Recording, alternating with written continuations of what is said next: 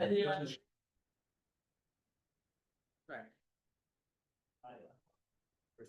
right, well, thank you all for coming. I'm going to call to order the regular meeting of the Bristol School Committee. We'll do our roll call. Becky Cooper. Here. June Donenfeld. Here. Camille Lugosh. Here. Catherine Thompson. Here. And I'm Darren Carlucci. And we have our administrators in attendance. And for attending, and we'll have our pledge of allegiance. Pledge allegiance to the flag of the United States of America and to the republic for which it stands, one nation, under God, indivisible, with liberty and justice for all.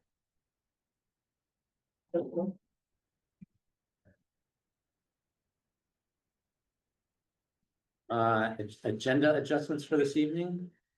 Yep, we're gonna approve schedule of fiscal year 23 audit report. And you wanted to adjust the instruction committee meeting to the start of the meeting versus at the end where it was originally scheduled. Yeah, if those president with the restructuring committee, if you don't mind, we'll move that up to our presentations. Great. Public comments. The whole word. Any public comments? Mr. Hanson? Now, is there an agenda? Yeah. Agenda adjustments. Yes, we're gonna move the restructuring committee report up. Presentation. Takes the place of the audit. Yes, taking place of the audit.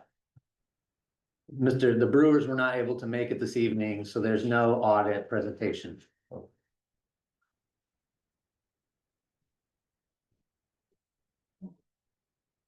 Sorry, did you have a comment?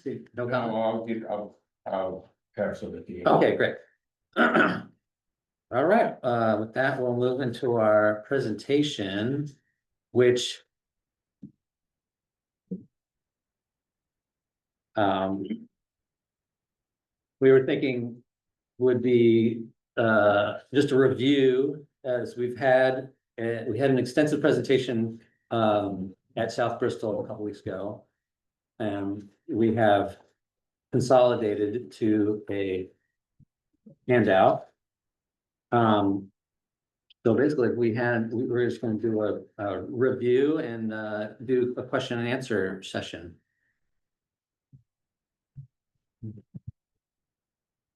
We're gonna work the question and answer, we're gonna do it after each segment, or you gotta wait till the end.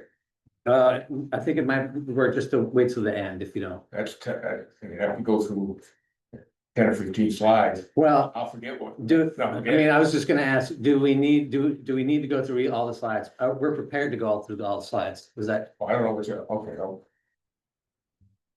I don't wanna wait till the end, or when you get from talking to a slide. And you ought to put it up for comments, discussion. This is for the public, just meeting, right? Correct. Yeah, just to answer. I'm looking. I'll follow your lead, Okay, but I don't wanna wait, when you go in, there's a few guys that I'll get unpopular. Trying to influence my brain. okay, all right. So we do have a slide presentation. We have it. We have Do we need Most to? people who are here have seen it. Yep. We could just go through and address questions about the slides. All right. And for anybody who hasn't seen it, this packet has every slide that we have on the screen on it right now. So there isn't anything different on the screen that's than on the packet. So we can speak to any of these pieces. Right. So I know Mr. Hanson has questions about the slides. Do other people have questions about the slides? So Darren, can I just request, we do have some folks who may not have seen the presentation Yeah. or a previous one. So maybe can we treat the first ones as review? That folks can review at their leisure, and then maybe when we get into a little bit later on, I mean, like the BCS services, interlocal agreement, proposed staffing, the kind of more nuts and bolts that are a little bit newer. okay, Maybe we could review that for folks, sure. like actually go over. Does that, That would be helpful. Great. Thank you. Okay, So if you want us to have it on the screen for a visual or people find it out, John can just put it out. I'll use yours. So that's the latest. yeah, let's bring up, where do you wanna start? yeah, Oh, guys, yeah. Everyone need really good thoughts. You wanna start at like BCS services? maybe? Yeah, That's why don't we- fine. We can pull that's that okay. up. Oh, yeah, sure.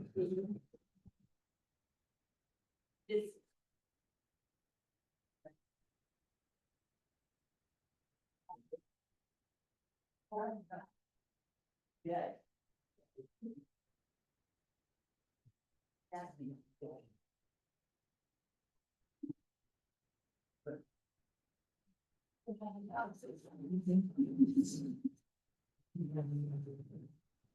Okay, who's running? John's working on it. Is it possible to start just a little bit before, just to recap Yeah, the reasons for change? Go ahead, take your request. Absolutely. There's little tiny numbers in the lower right. Yeah, it's number Like- 6. Okay, Perfect. Number 6, the reasons for the change.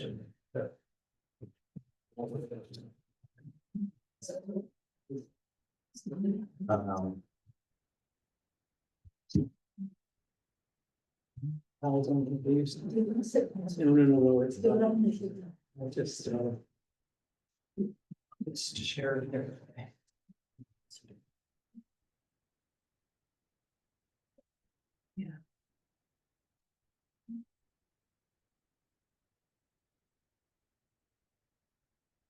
All right, so you got a question about the reasons for the change, or? So I haven't been able to attend anything live yet, so that's, and I have read through this and I've been talking to people, which has been great. I wouldn't mind just like a recap from somebody on the committee, if it would just be nice to hear it from a live person. Sure. It's always helpful. And then maybe a question will come from that. Great. So at the slide suggests we've been talking about this, there's been an interest in reorganizing since 2020. And after GSB pulled out of the AOS, it kind of threw us into discussions due to the the cost sharing formula, or the voting at the AOS level. Bristol and South Bristol have worked together very well over the past several years, and so that's we had a restructuring committee that had been talking about what the possibilities were. At some point, that restructuring committee discerned that of the several options, including, being private schools, becoming an RSU, they felt that the ESC was the clearest choice. And that's how, and in August, that's when they moved to make that recommendation to the boards. Can I add to it? Absolutely, I think one of the pieces that both Bristol and South Bristol find that we are missing with the restructuring, losing GSB, is we don't have a curriculum coordinator at all. And that makes it very difficult on and our students feel the impact. I think the principals are really picking up slack right now, but it's taking us away from what we are supposed to be doing. So we're not gonna let our students and our teachers miss out, but something that we found that we really feel like we need in our schools. So that's just an important piece. Darren, can I make a request? Yeah, please. Do folks mind just quickly introducing who you are? Cause I don't know everybody in the room yet, so. I'm Lauren Thank you. Stiles, That would be I'm great. the Awesome. South Bristol principal. Great, thank you. Those of us on the restructuring. Yeah. committee. Yeah, that'd be great. Yeah, thank you. Christina Bradbury, Bristol staff and resident. Angela Farren, South Bristol resident and school volunteer. Andy Mullen, Bristol staff member, Bristol resident. I'm John Armentrope. I am Bristol staff member and the South, sorry. Go away, Dawn. And South Bristol staff member and South Bristol resident as well. Thank you. Sarah, yeah. Sarah Kennedy, I'm a parental parent. I just want to say too, it's been really informative to be a member of this committee. It's really diverse. It's made up of staff, board members, parents and volunteers. I feel like it's got a real wide lens of all the different sort of angles and possibilities here. And it's, we've spent a lot of time looking at all these options, doing a lot of research, looking at, budgets, these interlocal agreements and all this, and it was a unanimous recommendation from people from both towns, from all different parts of the community, to really, consider this. How many meetings have you been to? So many, maybe, All during this past year? I mean, we sat in this committee, in this Okay. Bristol committee, and we've had, what? Well, I was just gonna go around and just Yeah. introduce the rest of the committee. sorry, Yeah. I stepped onto this there. So Jennifer Rivero, I'm the principal of Bristol, also. Maybe. And Becky was on it. Right, I was on it for like, it seemed like a year. Yeah. And things really ramped up and I felt that, I should step aside, because only two of us could be on that. I felt that Darren as the chair should be on the committee. We were really getting going. And, so, So I'm the newbie on it. So everyone else does more of the work, so. But did you have a question about the process? Yes, I just trying to clear my mind. I mean, Sure. It's really down in the grass. But I sat through many of these committee meetings. And I look at the agendas and I look and I hear everything come up we've had. It's been on the agenda for every damn meeting for the past year. And every time we got the report that there was no meeting.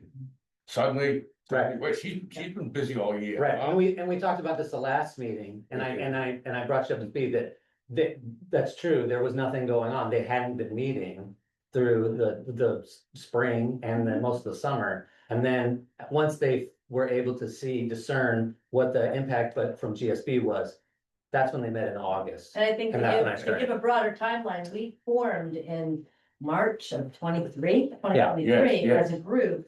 And really stormed through what our process would be, our representation. We had some meetings where there weren't decisions other than forming a committee. We met for about a year, almost, was it every other month? I'd have to look back at minutes. And without, just starting to put even ideas on the table based on the bigger AOS restructuring ideas. We were just taking what was already put out there by the superintendent's office and saying, which of these might be available to Bristol, South Bristol.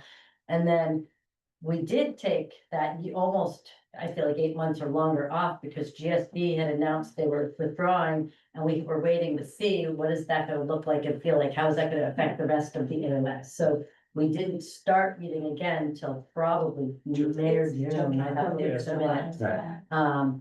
to really say now what, and then it was more regular, and then there's been not just meetings, but there's a lot of people doing tasks all over the place that aren't in official meetings. It's just Subcommittee. people getting work done. So that's the process we're using. I don't want to put a red herring on this.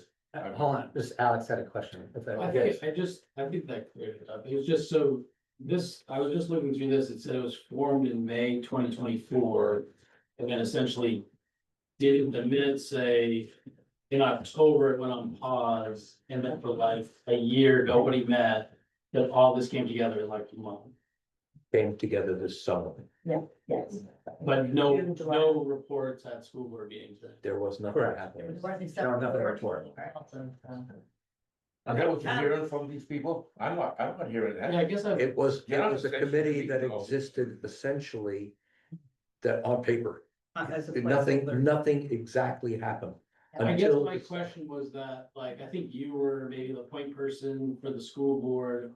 But at every school board meeting, when asked any updates on the restructuring. There were no updates until the meeting where you said, here's the plan and we're voting on it. Prior to that, you gave no updates. There were no updates until we met this summer as a committee. I'm saying with the school board, there were no updates. There were no updates until we had our first school board committee in August, I guess. I might be able to help.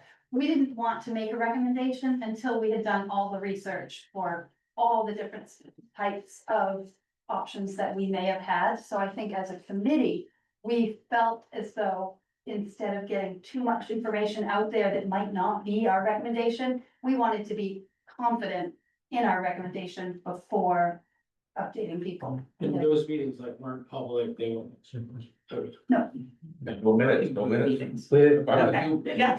I'm sorry, what was your name? No, that's okay. My name's Marley Rennie. I'm a Bristol resident. I'm a kiddo here and, I graduated from Bristol. So, yes, so that kind of speaks to one of my questions. So I just moved back a year ago, full disclosure, I'm sort of back in the community. And I want to first and foremost say that like everybody on this committee, I know in some way, shape or form, and I have great confidence in, so I'm very excited about what's happening and like the work that is being done for the kiddos here. I also do come today with a lot of questions, and it's okay if they're not all answered, mostly just because from a very vulnerable place, like I feel like our world is becoming so much more isolated, you know, and segregated and separated. And so when I first heard about this very casually, my initial gut reaction was, oh my God, we're leaving our neighbors, we're leaving our friends and our loved ones that are living nearby. No, I have not done the work, right? Like, and so that's why I'm here to learn a lot about like what that means, not only for Bristol, my kiddo goes here, she will be here for the next 9 years, like I'm very, or 8 years, 9, anyway. Very invested, and I want it to be the best place for her to grow up and all the Bristol and South Bristol kids. But I don't want Noblesboro and Jefferson to be left behind. And so so a lot of my questions come from that place of like, so I just wanted to preface my question. So my first question is, have representatives of Noblesboro and Jefferson been a part of any of these conversations? What has that looked like, if so? And if not, is there, you know, power there in looping them in? If I just make a quick comment about having attended, like some of the AOS meetings, around December when we were having to vote on the AOS budget, et cetera. We felt that, I felt like Bristol was being left behind going to those meetings. After GSB, withdrew from the AOS, just, the hardcore, numbers of, the weighted, numbers of the vote Yeah. at the AOS, Bristol and South Bristol seem to have some similar ideas of things that they favored, we favored. And we just did not have a chance at getting any of those voted in because of the weighted votes of Noblesboro and Jefferson together. So as far as being left behind, that was, that was a serious realization. And that would probably not get any better, given the population density of the towns up above the peninsula. So I just wanted to throw that in. Thank you. What you're seeing, it wasn't that we just jumped up one day and said, Yeah, and I hope nobody thinks that I'm assuming that, but it is, yeah. And at one point, when all of these ideas were put out to the 5 towns prior to GSP leaving, I think there were many conversations happening in different places among the 5 towns about, like, there was a seed was planted that action could maybe happen if people wanted to, and what's actually available in school structures in 2023, 24, 25, and what's this possible. And there was, the AOS board did try to consider a 4-town ESC with Noblesboro and Jefferson. Sure. So that was discussed at the AOS board level. I don't know which meetings, how many meetings they talked about it. I just know I went to some of them, and not all 4 towns wanted it. And so that's shown on slide 5, October 2024. Things That that was a were- year ago. Yeah. And Jefferson and Noblesboro voted against wanting to be in that ESC as 4 towns. So there was opportunity for collaboration. Is there, just out of curiosity, are there other ways to make changes to the weighted vote? Very good question. I can get that answer. Well, I've asked that a million times. Yeah, maybe that's better. By statute, an AOS is a representative form of governance, which means that it has to be one person and one vote, meaning they go by the census Yes. to determine of your town. The census to determine the weighted voting, and that's locked into the statute of what an AOS is. An ESC is a contraction, an organization that's considered to be a contractor, and therefore you're liberated from that kind of governance structure into a different kind where all members can be equal. The members being Bristol and South Bristol. I see. Could you, send me an email, tell me the statute paragraph that says that? I mean, it's a chore to go through those statutes. And you will tell me he's got the book from lawyers that tell how to beat it. But, I don't see that. And I don't spend all my time in computer, my eyes are going bad already. They use the ILA, the local agreements for a lot of stuff besides school. Yeah. Okay, If we get back, we're just gonna go back to the ESC discussion if you don't mind. okay, well, that's okay. You have questions about the AOS? Yes, yes, I do. No, if you do, that's for That's the another key. time. We're talking about the ESC. Yes, we'll talk about the, yeah, well, no. Talking about We're the going- ESC. you- There are yeah, more questions You about- brought in the fact that you're going to the ESC because we can't win at the ballot box in the AOS because of the weighted system. Mhm. And great, one of the things you'll find out, and what you said is that we're getting away from that in the ESC, which is great. And that, and when my observations is going on here, that is what's causing the headache and causing us to have a divorce. Where the people from the other side of Route 1 is this weighted thing. Uh-huh. Why we don't try to work with our legislatures, we got them here. And make this work out, so we could fix, my opinion, we could fix the AOS, get away from that weighted system. That's not the only problem, though. Yeah, No, I mean, I'd love to hear more about that though, like just far as like, as much as you can say, obviously there's details that make sense just for the school system. But like, what are some of the big, I'm just purely curious, what are some of the big things that are challenging for South Bristol and Bristol right now that they're not able to do because of the current structure? my understanding, that part of the difficulty with the AOS is it's not really supported by the state. And so we don't get a lot of help from the state with regards to, The state does not want AOSs. Yeah. Because they didn't work.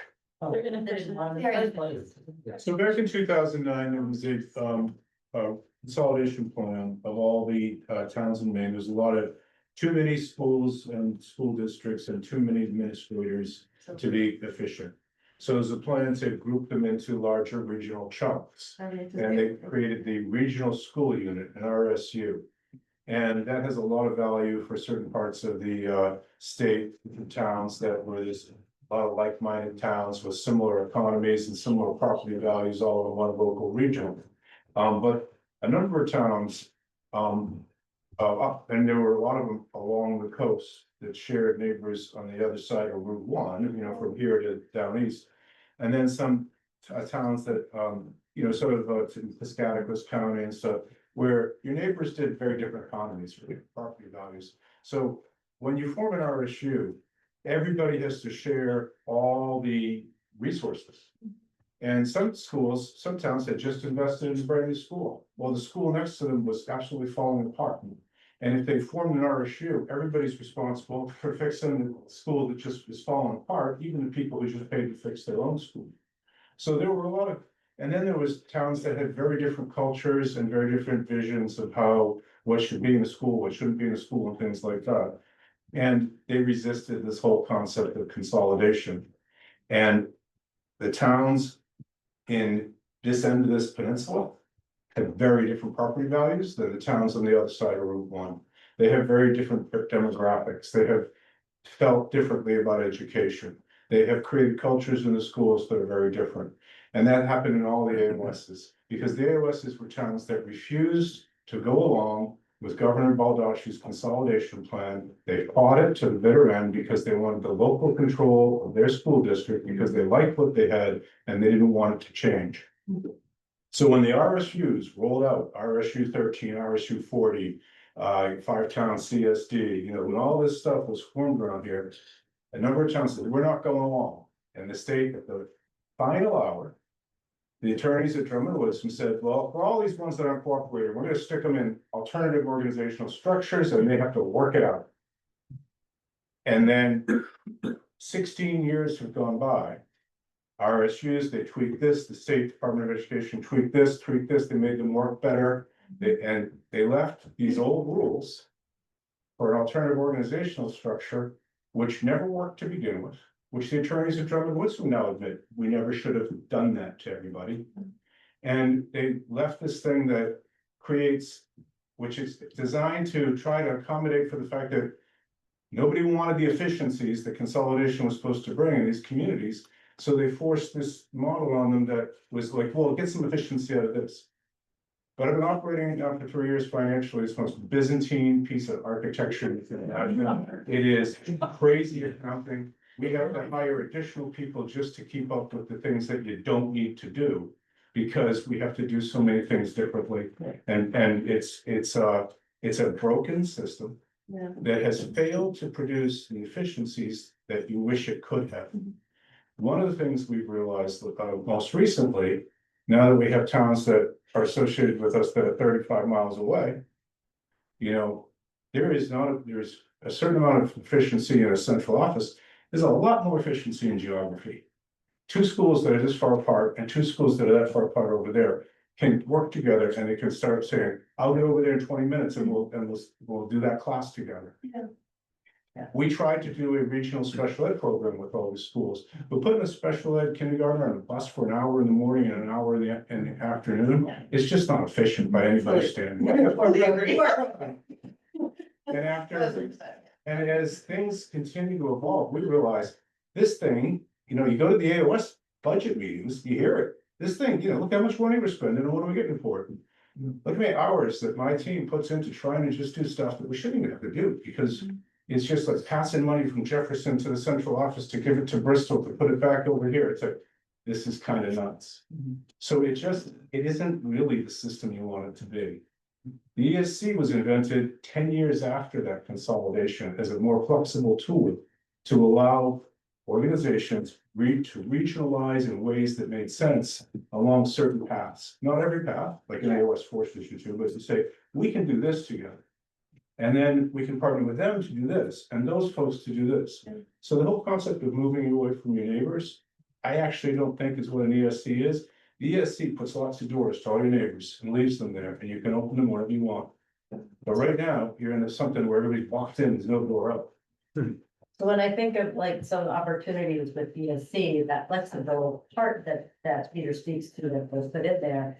Let's say that the Johns Bay ESC is able to really beef up some professional development and teacher training options. Yeah. Well, if you're in like you can easily open it up so you can open it up to other schools locally and still work together. Or you could even have other schools at some point say, I want to purchase into your curriculum coordinator professional development services. So they could either buy those services from the district or just partner in terms of, you know, we're going to share workshop days or things like that. But I don't, the teacher level, school administrator level connections, you know, have been happening between schools regardless of formal agreements. I mean, all of AOS 93, AOS 93 and RSU 48 and other local schools went to Camden the day before students came to do a joint PD session that was offered through the superintendents, you know, on the coast. So like those things I think will still happen, but I think if you're an ESC, you are allowed to then build systems that other people might want to partner with based on that's the need. And we can fill it by having it at the ESC level. I mean, that's kind of the hope in that. It gives you those choices, which an AOS doesn't. Thank you, Peter. Alex had a question. I guess so, you know, like the woman there kind of prefaced where she was coming from. A lot of my questions, I'm on the budget committee, which you know, are all about the budgetary aspects of it. Was your plan to go through the presentation and then have us ask questions, or are we just sort of firing away? That was, yeah. So go. I I didn't want to. that. There was a question about, you know, where we're coming from, so. Yeah, so Yeah. I'll just ask questions as you go. Great, thank you. So I think that just to put to bed the reason for a change, Yeah. like, I think that's a lot. No, that was And really And it good. might actually be woven into some of the other answers as we Yeah. go. Oh, We for made sure. a presentation, there's overlap of some of these topics, so. I think clearly I'm sharing on behalf of the committee, that we should jump in if we see a question sort of being asked, that you're not sure that people are asking, I think that's the best way to take the information shared in a positive way and getting it out there. One thing I wanted to add, if you have friends or associates who were unable to come tonight and are really interested, Yeah. what the hard copy you have is available online. Oh, I know, I looked at it. Right now, I pretty did much. my work. So just let your friends know. Yeah, So thank just you. because they can't. And will the come tonight. question portal be open for, for Yes. us? Yeah, okay, great. Yep. Thank you. So, you know, because I know sometimes it's hard. Have to you get used to the these question meetings, portal? Right? Yes, yes, I would like. I back the ESC concept with that one exception. I like, verification from you all or from that you cannot change the voting formula in the AOS. If that is no shit, the way we have to work, then we won't move on out of it. So then we'll move forward, and we're willing to do that. And do it in the ESC. The other question that I've heard, Jennifer Bennett come across, can we join multiple ESCs? Can we partner with the one over here and, I don't know, Edgecombe, the one that's on the sped, the one that go without a group they have? Well, we can purchase services from them, but we can't necessarily partner, if that's my understanding. Yeah. In this situation, we are helping to run the ESC with South Bristol. Bristol and South Bristol will run this ESC as opposed to being a customer at those other ESCs. We've been a part of the Wiscasset ESC, right? I mean, Well- we purchased Been a services from them. non-member that has purchased services. from Right. them. So the way it's organized is the members have control, the members are the towns of Bristol and South Bristol that are represented by their school committees, and they are the governing. They are the owners of this entity called the ESC. And ESC is essentially a contracting company owned by school committees, okay? And the school committees that are the members of that ESC, they own it, control it, and govern it. They can allow other school districts to purchase services from them at non-member prices. So you can sell some service like 50% of your special ed director or something, you could sell to another school district, and you can come up with the fee you want to charge for that, And in this way, you can begin to negotiate with your neighbors and regionalize in ways that make sense with as many different districts as you want. Now while that exists as a tool that could be used by an ESC, priority here is to make sure it works for Bristol and South Bristol, and to operate it that way till you reach the point of efficiency where it says, actually, now it might make sense to partner with maybe Great Salt Bay. Maybe RSU, what is it over there, 91, 98? Okay, Rocky Channels, maybe Monhegan Island, who knows, You can partner with as many people as you want. That's much different. You have much more flexibility to, again, regionalize as it makes sense than if you were in an AOS or an RSU where you don't have that contracting company set up to do just that. And I believe we That's had, positive, it's very good. right, and we, there had been a look into whether or not we could do that with the other ESCs, but they didn't offer all of all of what was. Services. All services, that thank you. we need. Right, The other piece that, because I thought, why wouldn't we buy into another ESC instead? And so that was exactly my question. And the reason we wouldn't do that is because the state wants us to get out of AOSs, and part of that benefit is 55% of the executive director's salary and benefits. So if we buy into someone else's ESC, Right. they've already You don't gotten get that. it. Another ESC has to be willing to make you a Yes. member Yes. at the same Right. level. And so you also have to somebody that wants an equal member to partner with them. And I don't know that ESCs that are nearby are looking for that. Right. So it wouldn't be financially feasible for us to contract out all of our services to another ESC. No. And you gotta watch that. John, And we also wouldn't have control. Yes. right. Yes, then you're giving up all your. Which is what we're trying to do. Yeah, say, we'll get time. John had his hand up. I was just gonna add the one final thing, to the voting thing. Even if which it doesn't, the statute allowed for changing the vote. We don't care, the two towns here don't carry enough weighted vote to make a change to the interlocal agreement of the Correct. AOS in the first place. But So even if we wanted to change the vote and they somehow state allowed us to, Jefferson and Noblesboro could vote us down and it wouldn't change anyway. So, that can change any time, because they could have a different rep that join the AOS and have a different boss and attitude. Sure, How that works. We're not gonna bank on that. We're not gonna bank on that. We don't have the option of waiting for them to change personnel. Could be years. I just, All right. I don't wanna be little, but I would like to have verification that chapter and verse of the state statute that says, you know, you have to have weighted vote in an AOS. But just to reiterate, it's not just the difference in weighted votes, it's also the administrative structure, the budget, logistics, there's a lot more reason than just Correct. the weighted The vote. AOS was getting harder to meet needs and work efficiently with all the, there were 7 towns, 9 budgets, actually more than 9 budgets, but 9 budgets.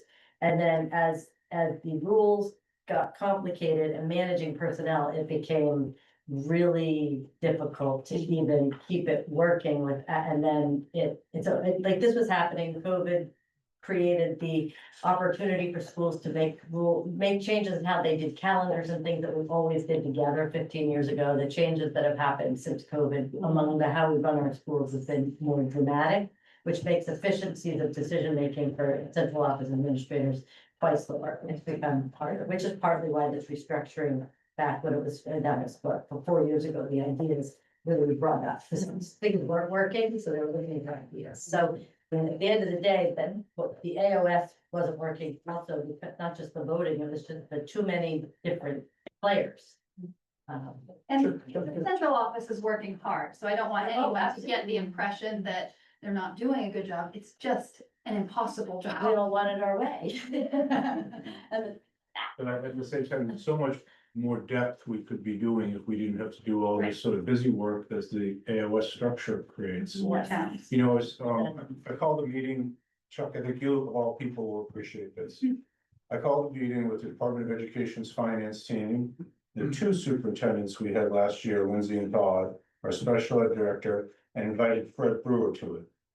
And I said, there must be a way that you can allow us to operate that will be less cumbersome than what we have to do now.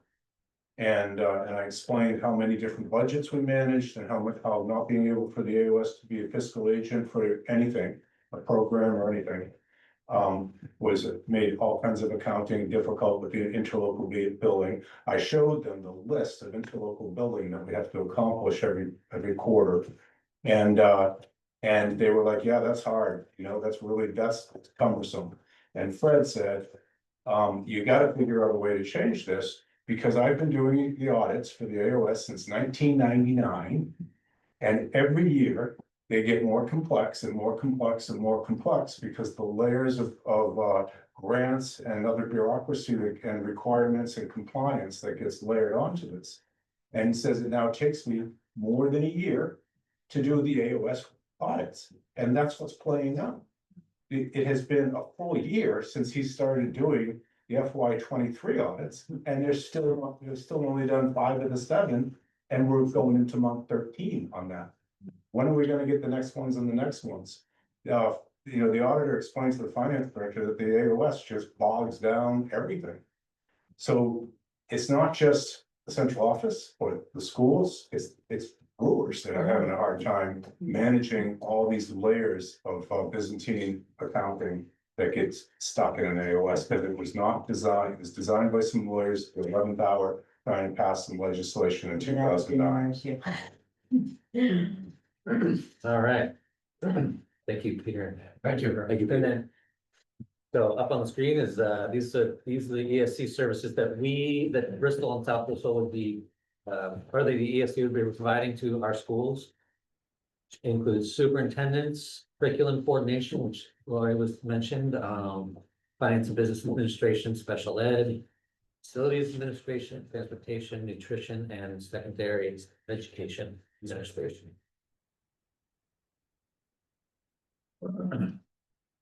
Any questions about them? Moving right along, proposed interlocal agreement highlights. As we said, it'd be governed by a board of directors, which includes both school boards. And the superintendent and executive director would be ex officio non-voting. Liana. I'm Liana, Yeah. Landry, I'm living in Bristol. And I just had a question about the last slide real quick. I don't know if this would be under the services or not, but would that entail if there were any like after school things between either the schools or?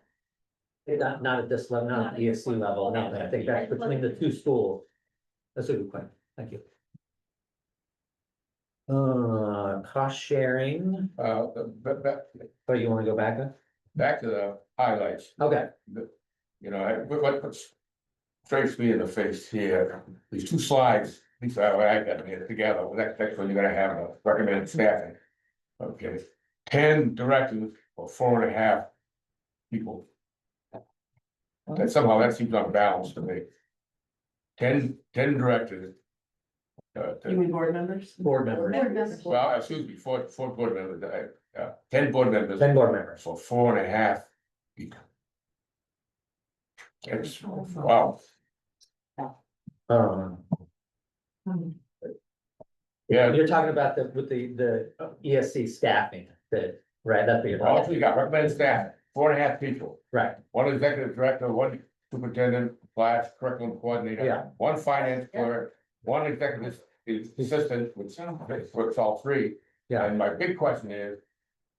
Only half special ed. okay, you're talking about positions now, we'll get onto that, so any other questions about so you're curious about the amount on the board, so we can note that. And these are recommendations. Yes. I don't think we decide anything. I think the school board's actually. Correct, deciding. so right now, just to clarify, the restructuring committee had brought these to both boards as recommendations. And if there aren't any questions, you're asking your questions, if there's anything we can't answer tonight, we're gonna note it down and get back to you, so appreciate the clarification there. Yeah. I have one Anything- question on that one, that slide. right Yeah, there. go ahead, Okay, cost sharing. Yeah. Except that provided in section 17 golf transition plan. Is that your transition plan or is that the state transition, what transition plan? That's the I haven't transition seen any plan. of That yet, the transition plan from what we are currently now, the AOS, into the ESC you transition. have that document? Go ahead, Can I just speak? please, These two sections are just copy and pasted from the interlocal agreement, okay, and it does refer to the, I believe it's the budget transition plan okay, that's further down in that document. So I can come to you and on the website, please send me a copy of 17 golf of the transition plan. that's the interlocal Yes, agreement, the inter- it's part of the interlocal agreement. Which is attached to the agenda. Right. So you have the draft interlocal agreement is attached to the agenda. So. But it's a draft. It's right, correct, it's still a draft, again, it's submitted by the restructuring committee. Thank you, Alex. Is this cost sharing formula mandated by statute, or is this something you all can look at? This is something that the reorganization committee came up with after a lot of discussion, and we're presenting that here So to the school boards. it works out, in ballpark, because it's based on student population. Part of it, yeah. Part of it. Half of it, Half of it's based on student population, it'll be like at a 67, 33, 2/3, 1/3. Correct. Rough numbers. Yes. And Bristol's total is actually going up I think we spent on the AOS last year, we spent like 320,000, now we're going to 390 proposed. South Bristol's going down, but it was like 273 to 230. Is Bristol gonna receive 2/3 of all the time of everybody in that central office? Say that again, I'm sorry. Like, we're gonna pay for 2/3 of the set of, I don't know if I'm using. Right. But like Yeah. the ESC central office, are we gonna receive 2/3 of everyone's time? Yes. Yeah, compared to what I the mean- AOS operates, if you're on site, if you're basically working in the buildings, you're available. I don't think we said that part, so Yeah. what we were imagining as a restructuring team, is that the superintendent, curriculum coordinator, and the 50% special ed director would be housed here in Bristol. They visit those schools. They work, go they have a to- schedule to work in those buildings. Yes, each but they would, this is where their office would be. Was there any consideration, because I know with the budget committee, we look at the interlocal agreement for, say, the ambulance service. Mhm. And there's more factors put into that, and every town has their gripe about how they get screwed over, basically. And Bristol's gripe is always town valuation factors into that, Yeah. whereas the average house in Bristol is worth about half that of South Bristol. Was any consideration given to the ability of South Bristol to pay into this versus the ability of Bristol residents to pay into it? My understanding was that they took they took the AOS structure and, am I correct in saying that? And then we use that as, they use that as the model, the restructuring thing? We also looked at other ESCs and how they were structured, so. Right, unless somebody knows something more than that. My question, is the draft, I don't see it, there's no 17G. Back 17 is withdrawal, termination. Chuck, it's 16G. Ooh. Go. Oh, Thank Oh, you okay. for pointing that out. Oh, okay, Thank you. all right, there it is, all right, All right, so we correct this. thank you. Yeah. 16. Thank you very much. Okay. Any other questions about this slide? Moving along. So this is what Chuck was referencing, the staffing. As you can see, we have 5 folks, full-time executive director, full-time superintendent / curriculum coordinator. Finance clerk. Full-time. ESC administrative assistant, full-time, and a special ed director would be 60%. Yes. Only 50%? And that's a big 60, problem. 60%. Says 50. So 3 days here. And these are all, sorry. That's straight. No, go ahead, please. Okay, and these would all be in addition to what already exists, or would any of the current position, like admin positions in Bristol or South Bristol be this transitioned into one of these? My understanding is, there would be a reduction in at least Bristol's administrative staff. That's not right. I don't know how it affects South Bristol. Yeah. And then the state would provide 55 or whatever percent only of the executive director. Yes. Okay, All of this, and then okay. as we haven't. Continuing on, okay, Okay. is there more money coming into this, more coming into this from local entitlements, which you do in the AOS? Pays for another 40% to get the sped director up full time?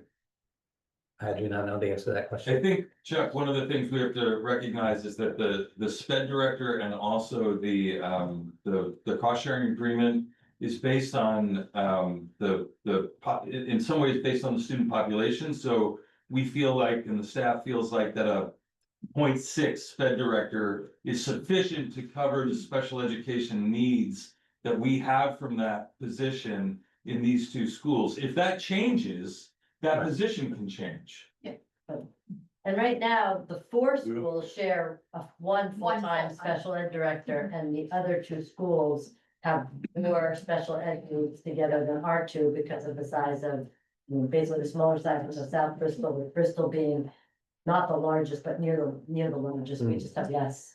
I So honestly, consider it could be sorry. 40%, but we didn't want to skip on, you know, A we want to 3-day make sure our so kids long. get what they need, and if they do, and So Chuck, right now, Bristol and South Bristol's local entitlement dollars are in part paying for the central office administrative salaries or special ed. Most of that time is not going to Bristol and South Bristol. So the way you phrased it, would we get more, you wouldn't get additional dollars, but you would have more of your own dollars that you now get would go directly to your own people. Oh, right now, local entitlements, we don't deal with it here. They come right to you and you deal with it. I don't like, we're on the budget committee also, and we try to find out, the only people that address budgets address it is in the AOS budget.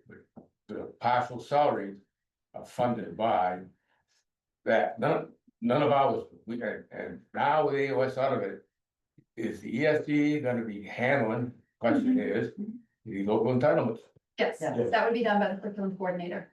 by who? That'd be done by The, the special ed director. And special ed for local entitlement, like curriculum superintendent, but yeah, that's. That's gonna be, yeah.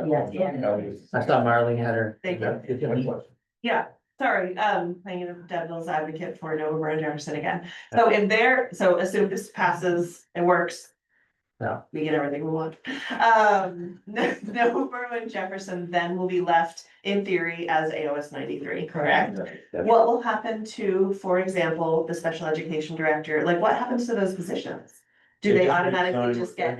So like- November and Jefferson then get to go and sit down and say, now what are we gonna do? And they're waiting to see what happens here so that they can do that. But before this whole effort started, like over the last year working with Todd. I mean, Todd coined the phrase when he got here to look at what's going on is we have AOS North and AOS South, you know? And we began to see alliances, particularly around the ability to share ed techs for special ed, which are in short demand.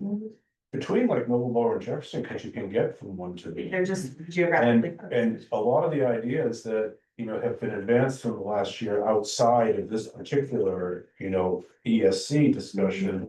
Have been around, really, you know, we have two different entities, two different, you know. The North Pole and South Pole that we need to kind of plan for, because everything we learned when we had pathways and compass operating was that the geography was too much of a strain on being able to operate any kind of shared programs. So future shared programs in a 4-school AOS or by separating them are gonna be separate. There's no 4-school geographic solution to regionalizing these instructional, you know, programs. And Noblesboro and Jefferson are very like-minded school committees and cultures and towns, and I think that they have a lot of opportunity to work together. They're watching very closely what happens here, what kind of alliances happen here. And as their business manager, you know, that's the kind of thing I want to help them do as well, is to find the same kind of synergies and efficiencies by, you know, building off their shared cultures that you can do here. I see it as a win-win-win-win. Yeah. You know? Well, and that's what I hope, right? Because like when you started, I was like, well, yes, and right, like, yes, we are separated, but like. Our kids are all going to end up at like, or most of them, the majority are gonna end up in Lincoln Academy together, right? They're gonna end up sharing the same communities and spaces and things like that in the long run. So like, I have so much trust in Bristol and South Bristol that like. You don't wanna lose a partnership, even though it's hard being the stronger ones that like carry sometimes. Like, we need that too, right? Like, to make sure that our neighbors and loved ones over there also are being brought up. So, and I'm not saying I'm also hoping it's an opportunity, right? For them to really like reorganize and get fired up to make positive changes as well, but. I think. I'm sure. Thank you. I think if a vote had been made at the AOS level for all 4 towns to develop an ESC, I think we would have a 4-town ESC. And I think that's where I keep coming back to. I know. That was like one of the It's first like- things we said. It's like, could there be Could there be more effort put into education around the benefits of this for all four? Right. Rather than just cutting ties after one vote and saying, Their boards we're just gonna. clearly expressed that they're not interested in Right. it. Okay, yeah, But. and that's why I'm here, 'cause I don't know any of this, so I. Do not Yeah. use the word again, that our president's kind of thing. I think staff members are, I know staff members are, because I know they are too. I've lived in Noblesboro for 12 years. Right. That's why my family Yeah. does, but yeah, Yeah. it's. Okay. Any other questions about, thank you very much. Yeah. What? Wait, the executive assistant, which is hired by the reports to all three of the big chiefs here. Is that Lydia? Is that her job? She's just gonna be the basically the secretary, which is executive assistant. Would you name somebody? No, he's asking about the administrative assistant, what. Administrative assistant, like. Yeah, I didn't know if you said someone's name, but No, you're right, okay. yeah. Can you explain how that will work? Or just explain how she's gonna work for full bosses, two bosses. That's a clerical position that will support the three more executive positions. Okay. Okay. I'm sorry, I'm old fashioned, I'm not up on words here, executive assistant. No worries. Okay, moving along to our next hiring process.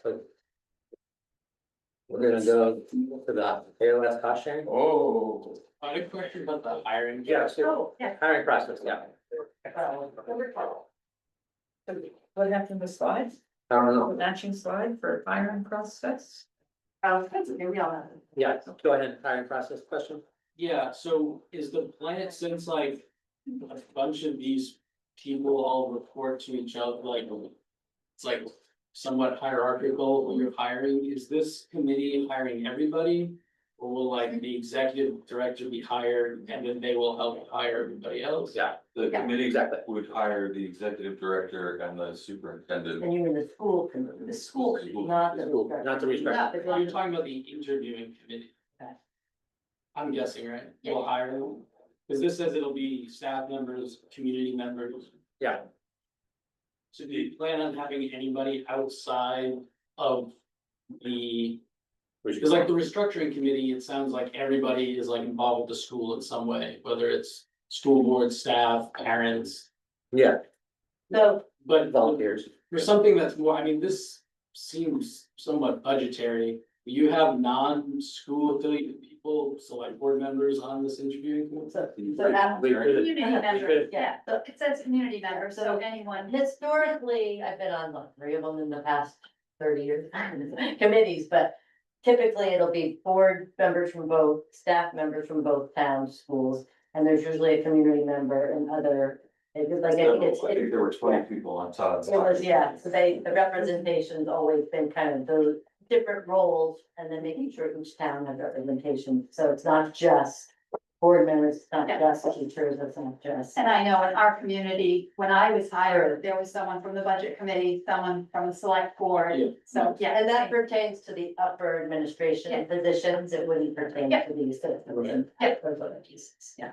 Now, actually, your question, that's coming after the interviewing committee gets presented a list of applicants. There's a process, or be asking about a process getting to that list, and then the people here will decide which one they want. So the question really is, how do we get a best available list of applicants for all? I think that's specified, right, the Yep. second point here. It's the hiring process. So there would be advertising for those positions and to ensure that appropriate candidates are. I remember the first heard about this, that comes from you, Kristen.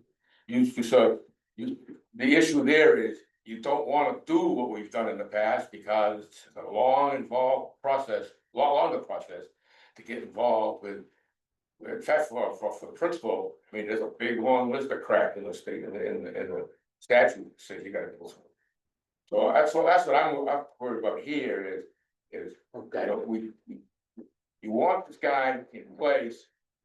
Basically by the fourth quarter of the fiscal year, by July. what? No.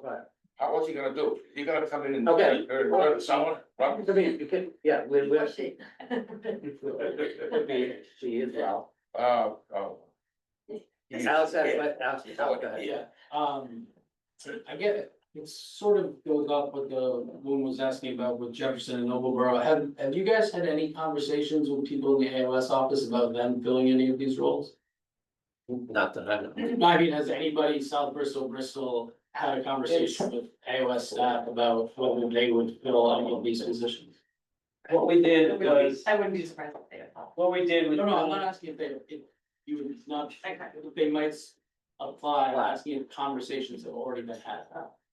Go ahead, John. Go. Well, what we did was decide what services the two schools need. That was the genesis of all of that. And then we tried to develop positions that would support those positions, those services, to meet our needs. And that is essentially where we are right now. Those positions will be opened up and whomever wants to apply can apply. But nobody's had conversations with staff members, taking staff from the. I'm not saying they No. haven't had conversations about that, but the AOS office knows exactly what we're doing and they could. That may happen, but at this point in time, the boards haven't even decided they want to start an ESC yet, so. But I mean, an open hiring process is being proposed here, so presumably. If we have an open hiring process, people from the AOS that. Yeah, that's not what I'm asking. I'm asking if anybody's had conversations about this, and you can say no, that's fine. No idea. The entire central office right now, Alex, is wondering just what's gonna happen. Todd and I talk to each other, what's gonna happen? My team comes to me, what's gonna happen? And the answer is the boards have a process to work through, and they will work through their process. This is public governance, and that's the business we're in. We sit I back. get all that, I'm just asking a very specific question, if the answer is no, or I don't know, or yes, we have had a conversation. The conversation, I'm telling you very much, yes, there's been conversations about the About fact that we don't know. applying for these jobs. About the fact that nobody knows what's gonna happen until the boards and the towns decide what's gonna happen. That's the conversations that we have had. And that's the answer has been, this is a public process and there's no information until it's done. And that is the extent of the conversations.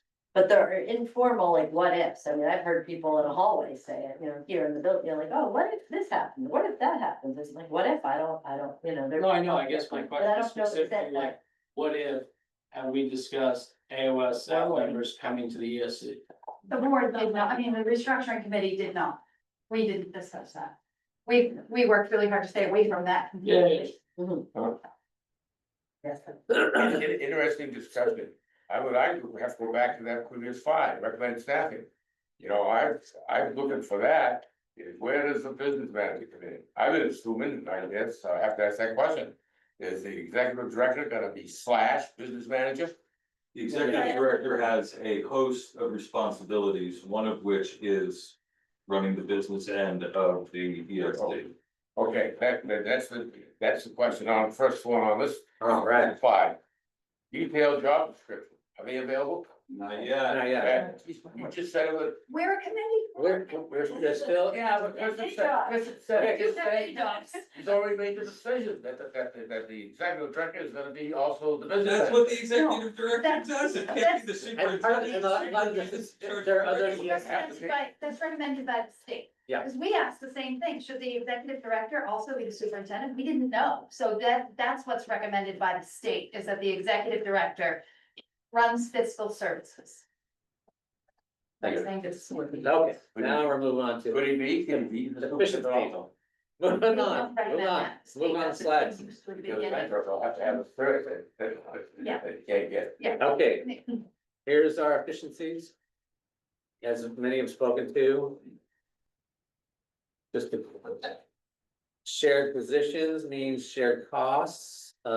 Oh, yeah, so allow schools to be more efficient and sustainable, similar instructional resources and curriculum, Yeah. efficiencies in decision-making, efficiencies in administrative collaboration, potential for future financial efficiencies between the two schools, including integration of IT, facilities management, sharing facilities management services, utilizing the administrative assistants more effectively, and potential for transportation efficiency. So there's a, there's a lot of, And we're already lot doing, of what ifs. we already have some shared sports teams. We have a shared music teacher and a shared band chorus that we started doing a year or two ago. So some of these things that we already had models for, because they already are working. So having one partner really opens the door for a more natural collaboration and feeling like you're not actually leaving other people out, because you are the two partners. So there are future efficiencies that seem obvious that could happen later, but you just don't know till you're doing this. Yeah, Alex has the. Do you think you'll have any issue when you propose this final plan to the town, at least on Bristol's end, saying this is more efficient, but it costs more money? You're actually gonna save money. Based on what we're seeing, our AOS contribution is going up $50,000. But your school Administration. portion is going down $125. Where is that? It's not part of the It's not ESC, reflected now. that we can talk about. Right, it's a different, yeah. We won't It's a little have different. Alex until after they get their budget out and voted on and spend it and it'll have to. Yeah, I think like seeing some of that would be helpful, because we're definitely like on the budget committee, been promised efficiencies from the AOS office before that weren't, and ended up costing us a whole bunch of money that we didn't necessarily need to spend. So I think, at least in terms of, if you're gonna say it's gonna be more efficient, showing that would be super helpful. Right. Thank you. All right, moving along to financial. Wait, no, if this Did is, you, sorry, sorry, I apologize. I thought I heard earlier, things like co-curricular and athletics was a part of this, now it is? Are We already, are we gonna put the stuff? as needed, we're already doing that. So we have. Yeah, but you do it between yourselves. We could do it Right. more. Bristol and South Bristol currently do it when as But needed. we're gonna keep that inside school budget and not in the EFC budget. Right, That's my question. so we didn't put in the ESC, like athletic, so all athletic services, like that wasn't Right. the current plan in a two small middle schools. It wouldn't necessarily be an effective way to do it, But you're saying it. but you can. The ESC allows schools to become more efficient and Yeah. sustainable by having shared positions and shared costs, athletics, co-curricular programs, similar instructional resources and curriculum. So that's saying, this is what the ESC is gonna pick up, is this? It's saying Your that benefits because from you, the ESC. right, if you have a two-town ESC instead of a four-town ESC. We will be able to be more efficient in our individual buildings because you have just two towns that are geographically as close, that work as closely together. That's what this slide's speaking to, not the services that will be in the ESC for necessarily, they could possibly be in the future. That list of services can change and be added to, the board of directors can. But right now, these efficiencies will affect each individual school because we have an ESC. So that's the difference. Good, and I had Alex. Had another question. Yeah, just two quick things.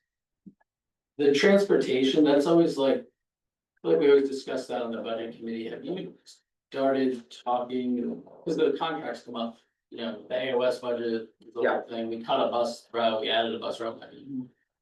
I would think that is our contract gonna cost more per, like, do you have any sense of how that might actually increase since you're negotiating for less schools now? I would suspect whatever the company is. I don't know. Yeah. We don't have an ESC yet or Richmond. So it's possible it will actually. No, because I think that the bus, that the contract's number just of- for Bristol, that's just for Bristol School, it's not for the AOS. Well, the first student is a contract for all the towns that use Right. first student, which is not just Bristol, but it isn't all 7 towns. Okay. But the way it's billed, as I understand it, is based on the run. So if you only need a certain number of runs, it doesn't matter if you're Bristol, South Bristol, or Bristol, South Bristol, But Noblesboro. when they negotiate that price, you have a lot more power negotiating for 7 It's schools. for an international company or nationally registered, with only the difference between 7 or 9 runs, I don't think they're giving you a deal for 7 versus 9 that I've seen. You'd have to, I'm looking at Todd. My experience with the first thing, we just negotiated the contract and signed it in March, April. And got to know those folks pretty well. And Great Salt Bay was part of the prior contract. And then and just by coincidence, the 5 years came up as GFP was launching their first year. And they gave GFP the same price for their 3 schools and us for our 4 schools. And we actually talked, they have a sort of regional director that services all of us. And we all talked about, was there any sort of opportunity to collaborate on, apparently the South Bristol bus, it made more sense to pick up a couple of Damascata kids on the way. And we looked at all that, and there wasn't any kind of discussion around how can they get more money out of us, since they're talking about, RSU 48 and AOS 93. It was more like the local, you all know who it is, Angela Burns, the local, regional rep for them was looking at how to just build the region, and we all pay the same. And the thing that to think about the ESC and what kind of opportunity it gives you when you manage one is that transportation, and go back to what Chuck said about curricular and extracurricular activities being shared, big cost of that is transportation. So when you suddenly realize you can run the transportation out of something you share, if you start looking for more things like, well, what if both 8th grades went on the same field? What if we kind of picked up those 2 teams and we all went up to that field and played those other 2 teams, you look for that kind of efficiencies. But go back to transportation again. Down East Maine, up north at Ellsworth, has an ESC that owns 120 buses and employs 120 bus drivers. And they do all the transportation from down East Maine, so that if one town can't, needs more one year, they just move them around and they share that. And you're right to think about the efficiencies of regionalization and the costs when you break down in small units. But in the long term, I really believe that an ESC model gives you the flexibility to build regionalized efficiencies in ways that these AOSs and RSUs just don't have. So talking to the RSU or AOS 91 over there, 91, 98, mix up the numbers. Rocky Channels about what they are doing, who are they contracting with, and getting a bigger contract together of multiple entities is the way to start thinking about this. And that 7-town AOS and now the 4-town AOS, there's always sort of like, just like I said earlier, like a little cloud that prevented you from thinking about different ways to do things, because the towns that you partner with for transportation might not be the ones you want to partner for sped techs. And they might not be the ones you want to partner for whatever other services, you might want to kind of look at how to gain those efficiencies. But if all these different schools around Maine can begin to work together to find different paths of, value, then that is okay. That's why these ESCs that were invented in 2018 to kind of create that opportunity for self-organized regionalization on many different services, not just one flows. So that's the work that, if this, succeeds and moving forward, the school committees, everybody votes to move it forward, that becomes the new conversation of like, okay, so how do we use this tool well? And that's where budget committee, working with both budget committees in both towns, start looking at that. And what does make sense, and who are the other appropriate partners in some of these services? So we only make recommendations, we're not involved in the budget process. Right, the questions that come from you are what drives the work, on the costs. Could you, I thought I saw it in like the presentation was previous one, I think it's maybe changed it a little bit. There was something about, we're gonna use like Bristol School to house employees, and it would be like a rental agreement or something like that. Can you lay out how that, like what rooms and how many people and? We have not, that's not specified, as far as I know. There are small office like spaces that haven't been student spaces, and if the reduction of an administrative position here opens a room and we have another space that has the clear hallway and 2 spaces where you can store the the financial service and HR service file cabinet, because right now it had a fridge in it. It was a temporary staff room in between, so it's not a student space, it's a hallway to another space, and you could have, between the one office next to the main office and the one that currently is used as an administrator in that room, space to house three or four people. You know, if you're in both buildings, there can be a shared desk area for when folks are assigned to the different buildings, so. We feel like that could be managed, but it wouldn't take away the classroom, which is part of why we were willing to say, hey, look, this could work, so.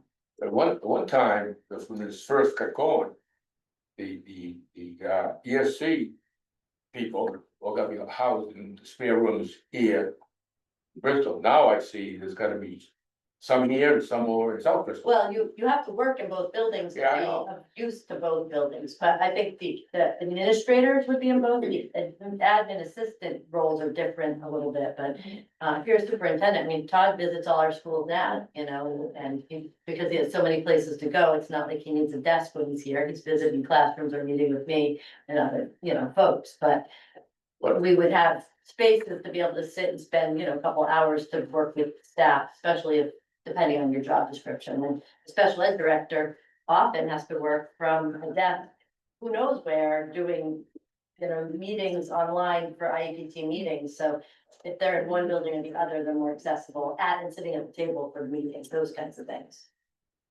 Darren, can we move on? Oh, yeah. Slide 15, since I think there's gonna be more questions. about Absolutely. the agreement. Yeah, if you don't mind.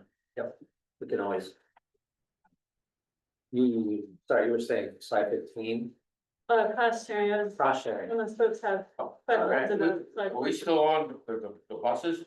No, that's not part of the restructuring. Well, it was mentioned you were talking about for a student. Well, that's it. Okay, yeah, We're when does the contract end? Oh, 5 years, 5 years. So, Chuck, no. Every questions germane to the ESC, please. wait a minute, it is an ESC, because you talked about buses. Well, this is a conversation that's happening. We're still Chuck. I think in theory, if this goes through, there will be some contracts, maybe buses, maybe other things, or things that are long-term, that will be prematurely interrupted or renegotiated. I think that's. That's the part of question, that's the question, I'm not hearing that from what I hear. I just feel like, going on yeah, up those are very here to specific. the AOS, that we're gonna work, our transition plan is how we're gonna, just us. South Bristol, Bristol, and Millborough we gotta cooperate throughout that 5-year contract. It's doable, but it's something that, that's why I look at the transition plan and try to look at it, and that's where, you know, that's where the meat and potatoes are in that. Now, I could, why are we talking Great Salt Bay in first and buses? They get their own buses, why are they involved? All right, That's the I think we're secondary. getting sidetracked. Yeah, Let's get back to the cost sharing. We're gonna bring it back to our cost sharing here, the AOS cost sharing. So here you can see what's currently, or excuse me, what's projected, thank you. So let's.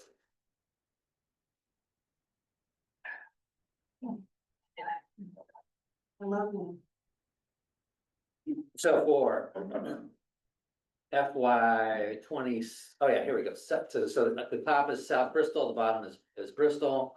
As you can see, our theirs went up 100, no, they're going up 178%. Ours is going up to 34%. And you can see the totals there. 541,000 and then 593,000. And then we can look at the, any questions about the AOS cost sharing?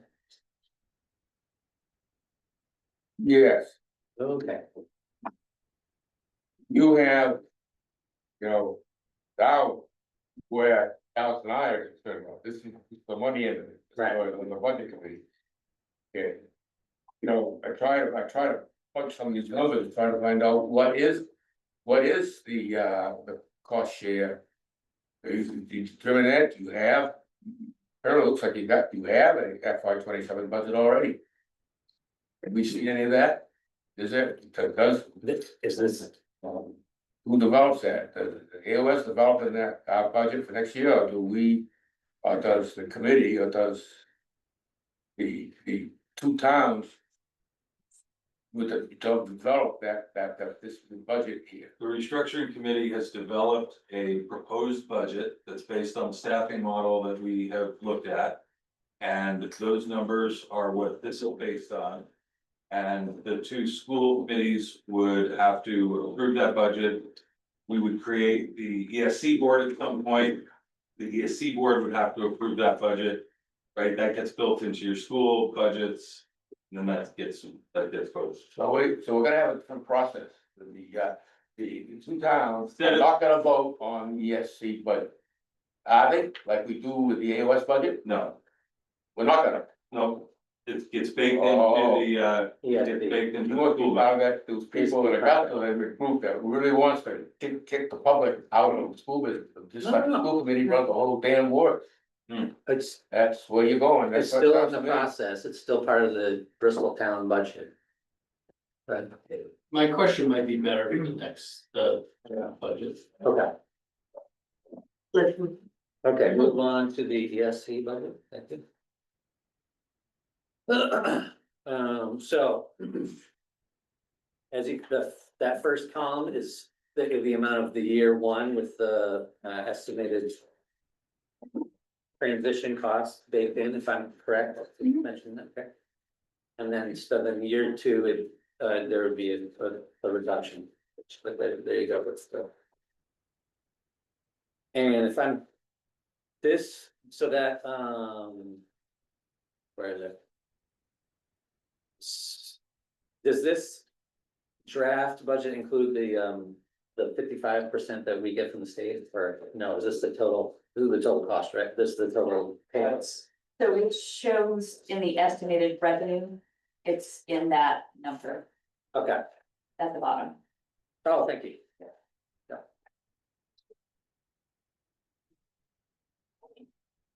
There you go. Yeah, go ahead, Alex. Yeah, a couple of things. So if we look at at least the budget that we've already looked at with the AOS. But the personal budget committee for the AOS, we're going from. Even combined Bristol, South Bristol, it's 540 in the AOS model, we're going up to like 623. I guess I'm having trouble understanding, and maybe you can break down like how many people are in each role, it was one person, but think from a budget perspective, you're saying I'm thinking, maybe it's the wrong way of thinking about it, but the ESC is replacing the AOS, we're centralizing roles. Sort of like the same concept, but you're having half the number of schools. 60% less students. And the cost goes up. The cost of my understanding is the cost of the ESC goes up, but then So administrative. how, like, the AOS is in charge of 4 schools. Right. 100% of the current student body. Reducing that student body by 60%, you're reducing the number of schools by 50%. You're localizing the travel and everything between Bristol and South Bristol. And the cost goes up. But we're also getting things like curriculum coordination, we're getting more time with all of these people and they're gonna be centrally located. That isn't in the AOS right now. Say that again. You're adding a service, so right now, this model adds a curriculum coordinator. So it's not Didn't apples, you say it's the not apples to curriculum apples. Coordinator is the superintendent. They're gonna do both tasks, yeah, which is why the Okay, superintendent's so- job's full-time, not part-time. Cause you need both jobs, cause we used to have a superintendent and an assistant superintendent for curriculum and that, from that went away, that service disappeared and that's gonna move. Yes, I'm still struggling to see how there's that. Yeah. There's half the schools, there's there's less than half the students. So the, Cost. I think one thing that was made clear back when the change happened with GSB too, and it's hard for people not to really in there. Yet, the student facing work is a building level thing. The ESC is more about the structures, laws and staffing and finance. Then that's The number of students unfortunately don't directly affect a lot of those costs. So then why are we paying based on student population for our half of the ESC budget? For our half of the ESC budget, if you're saying student population doesn't have an impact on ESC roles. The cost sharing formula, excuse me, half of the cost sharing formula is based on student population, which you're saying. It doesn't have the same impact that the other needs do. Yeah, that's just how school systems operate. Then I would You need argue to have that that this for kids. cost sharing formula, that's the case, but you just said that I would argue the cost sharing formula. Doesn't accurately reflect the contributions to the ESC. And if voting power is 50% and student population. Doesn't have that big of an effect on the ESC roles, then why aren't we just splitting it 50-50? Well, it may impact the special ed services. Yeah, there's, I, Then you can split that role up. you could make it Could do. super complicated. So, I just think those are questions that. Oh, yeah, Are gonna have. Oh, I mean, I agree, but I mean, when you look at the general public who are not super involved in the school, they look at it as saying, well, gosh, we're adding 4.6 positions, or 3.6, I guess, if we're changing one to Bristol, but like, that's, you know, I mean, and it makes sense that it's needed to have that structure, but it is a lot, and these are not small salaries. Right. To be honest, so I'm like, holy. I'd like So, to know, I agree, it's quite staggering. Yes. But know that we have not hammered out the job description and like kind of our next step, if this, goes forward, is to define those job descriptions and to see where more efficiencies can take place. Do all of these need to be full-time? Like, there could be efficiencies within this, and we did set budgets that are the top end. Yeah. Of I didn't wanna ask for more later. Right. And so we were being super overly cautious. I wanna say. And then there was a consultant that was brought in, and so we used her numbers as well as, I think you looked at other numbers. Yeah, we did. There, so. Are the percentages of like time to your point also sort of in flux, I would assume? Yeah. Yes, and the consultant that we spoke with, she researched different ESCs, throughout and compared us, what's our student number and our staff number, and gave us recommendations, which. And her numbers were. And a lot of her numbers were higher. Yeah. I mean, I recognize that this is a draft ESC budget, but yeah, year one and year two. If you go across the board, there's no increase in salary or any benefits or anything like that. And, should we take into consideration, even though it's a draft and it's not finalized or anything, should we take into consideration things like that? In other words, somebody that's working for 188, there's 188,670. Yeah. Is it gonna be the same in year two? Right. And I don't have an answer to that, but From the budget committee perspective, they always go up, so I would suggest. everything goes up. Even Water like- slows down, money Yeah. goes up. I understand. Even cost of living adjustments are gonna be. That's right. 5%.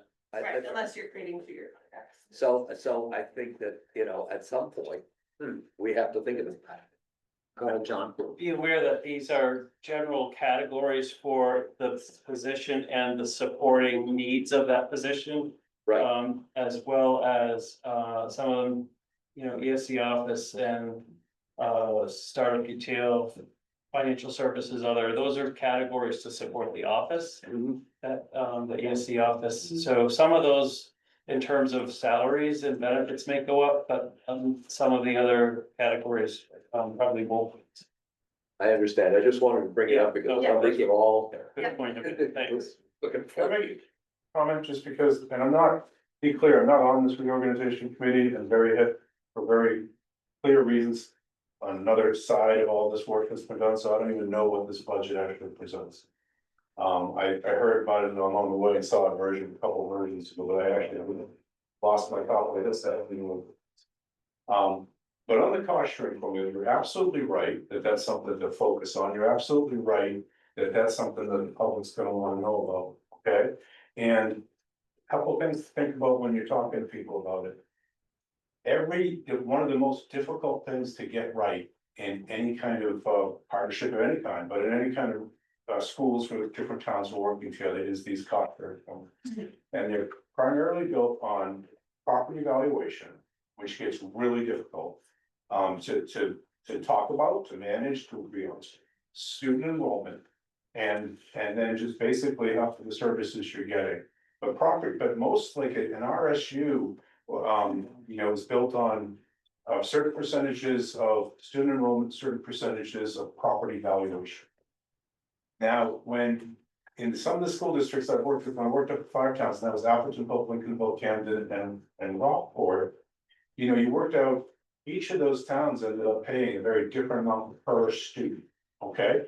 And one of the things that as part of the budgeting process, you have to get in front of people from all those 5 towns and explain how much they were paying per student. And Rockport, because they had a different elementary school than Lincolnville, they paid a lot more per student for them to pay for the phone. And they may pay, and even because they get different subsidies, and these 2 towns will get different subsidies, you pay different amounts per student. Now, that these school budgets are broken into cost centers. So you can look at how much, and one of the things that people in my role do, people at the state finance we do, is we look at how much you're paying per student for each of those cost centers. And then you look at all these things, and you figure out what's the fairest cost sharing formula. And this cost sharing formula, South Bristol will be paying more per student for system administration. So that's one of the comparison points. Yes, Bristol's gonna be paying more than they do now, and things like that. And yes, they will save an administrative position in the school and get some rent, things like that. But South Bristol's still gonna be paying a lot more per student for that cost center So system. Bristol's cost per student is going up and South Bristol's cost per student is going down. They're paying a ton right now in the AOS fund. Well, cost per student compared to the AOS. Right, yeah. But when you look, so the analysis, I'm just pushing, because again, I'm not speaking for these numbers and defending these numbers. What I'm saying is, you're asking the right question, you should look at this and look at what the cost per student is for each of the cost centers as a result of this formula before you decide whether it's fair, because the fairness thing is really complex, and so is the formula, and these are the things to think about. But that analysis is worth doing, and I'm pushing, you can keep asking that. I honestly can say though, from what I've seen of this so far, which again is, sort of an arm's length. I didn't see any fairer up there for any in Camden, Hope, Lincolnville, the AOS, what RSU 48 is doing now. I don't think it's off, I just think you need to monitor it, and your interlocal agreement is, which I believe allows you to change it every so often. You should look at what that mechanism is and begin to set metrics for how you. My understanding would be like, there's an interlocal agreement between Bristol and South Bristol. We have 50% voting rights on that, correct? Yes. So we come up with a cost sharing formula that Bristol one day says, actually, this ain't working out for us. We can't change it because South Bristol's gonna be like, this is awesome. We have 50% of the vote with 23% of the students. You gotta find a turncoat on one side or the other, that will vote. That's, That's what we're gonna. I don't know how you'd ever, it's the same situation you're in. The gentleman over there said, even if we could change the AOS formula, the interlocal agreement wouldn't let us because we don't have 50%. And I think it's like really aspirational to say, yeah, it's kumbaya, we're gonna split everything, it's gonna be great. There's definitely gonna be conflict at some point, and I don't see like a simple conflict resolution. I think presented. as a team, when we talked, that is part of the reason we wanted 5 board members from each town. Because BCS Board, because we thought that if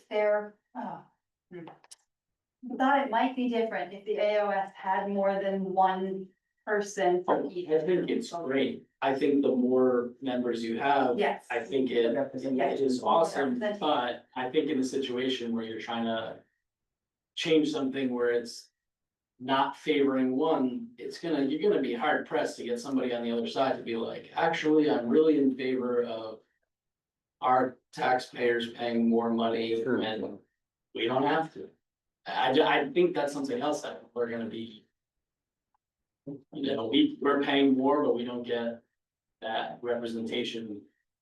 It's No, South Bristol was, paying more. They're gonna subsidize us from that 50%. They, you know, cover charge that goes on. Half of it split equally. South Bristol's is going down though compared to the AOS one. They, it's only this year that they're using that 50/50 rules. It's in the local agreement now to go that way. Okay, well, we can, We're paying, we'll get that tracked down. My only other question, We gotta track down. Peter said you weren't involved with these budgets, but I thought at a previous meeting you said the AOS was involved with helping make these budgets. That was speculative. For them to shape. I just gave them, we exported information so that they could analyze it and put it together. I mean, we answered a lot of questions, I mean, but we did not provide final output. I'd also mention that the fiscal year 27 numbers that you're seeing in the AOS cost sharing table are based on a hunch. Yeah. Oh, Right, this is based on a hunch that the AOS board, which has not yet met about the budget, will likely raise the share to another, well, for Bristol, it will go up, for South Bristol, or, sorry, for South Bristol, it will go up like 4% or something like that, and for Bristol, it will go down that much. Those percentages, I think, where you see 18 and 17% on Bristol's 24, 25 years, or I don't think those are correct. But anyway, the point being that the fiscal year 27 numbers, the 320 and the 273 are hunches. And that budget hasn't been put together yet. Monday night, AOS board meeting. Christian is the AOS board chair, so just he introduced himself, everyone but the introduced, but he's also on the structure committee, so. Oh. Proposed cost sharing formula, we've been talking about this quite a bit, here's the numbers.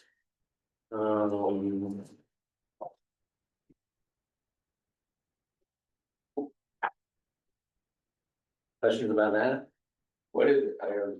Sorry? You change that? Number 17. Yeah.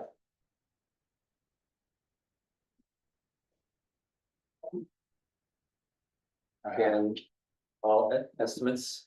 Yeah. That's close to that, 75, 25.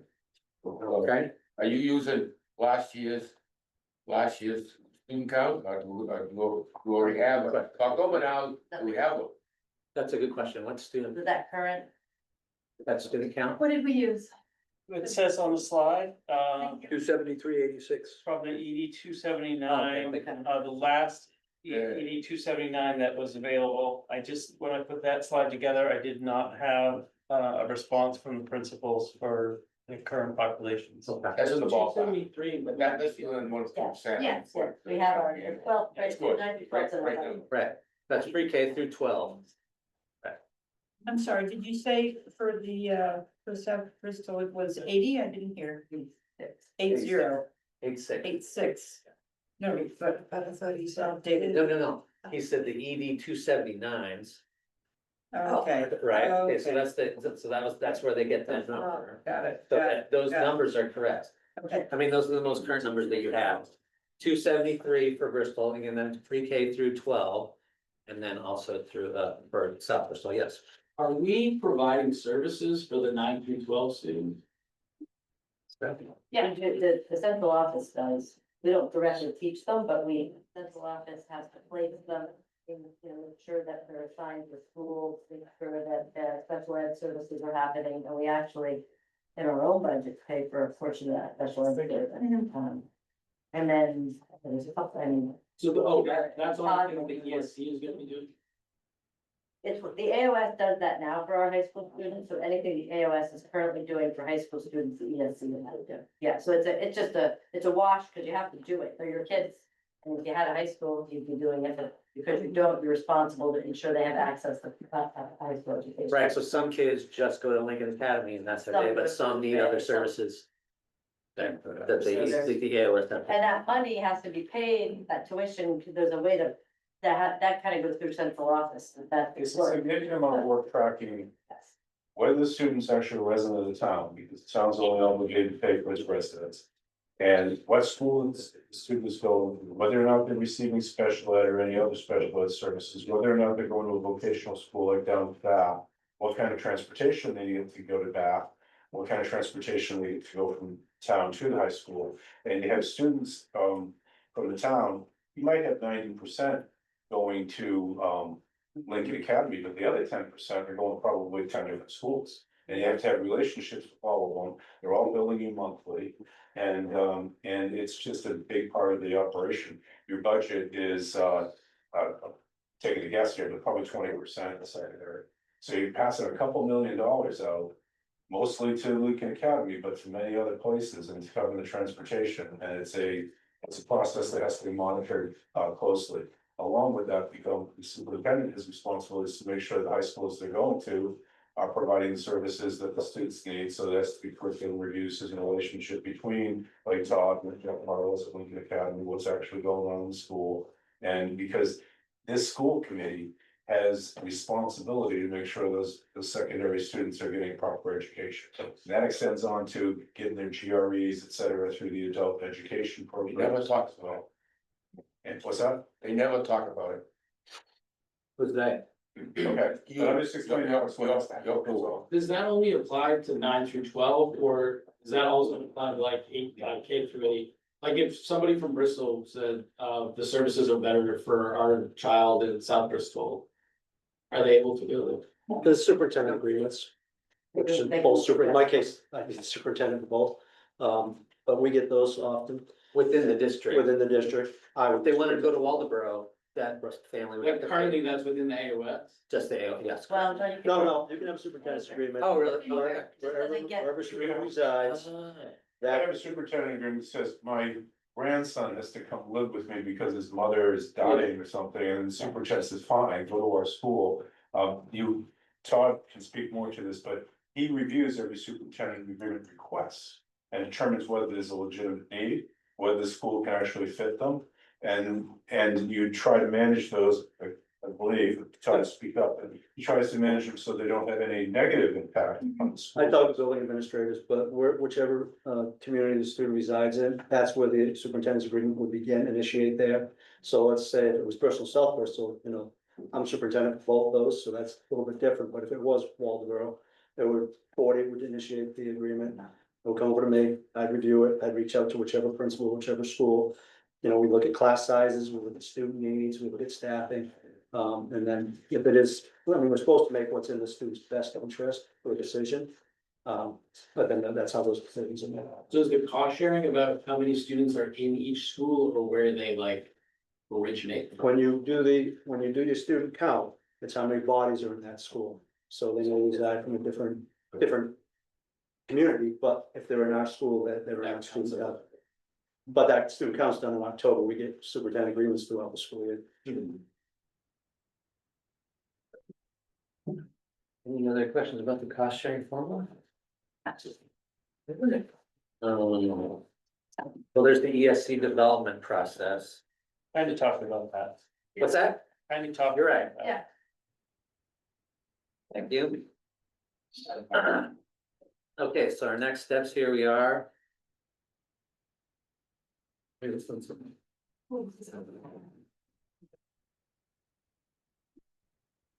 yeah, we have an updated version. Yeah, we have an updated version. Okay, so so the South Bristol boards will meet early in October. Here we are to hold public forums, which we're doing. Yes.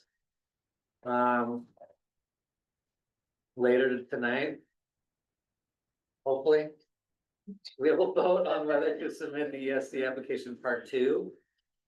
Even if it is proved, it is not a binding agreement. This includes the draft interlocal agreement, the draft budget, and the draft withdrawal plan.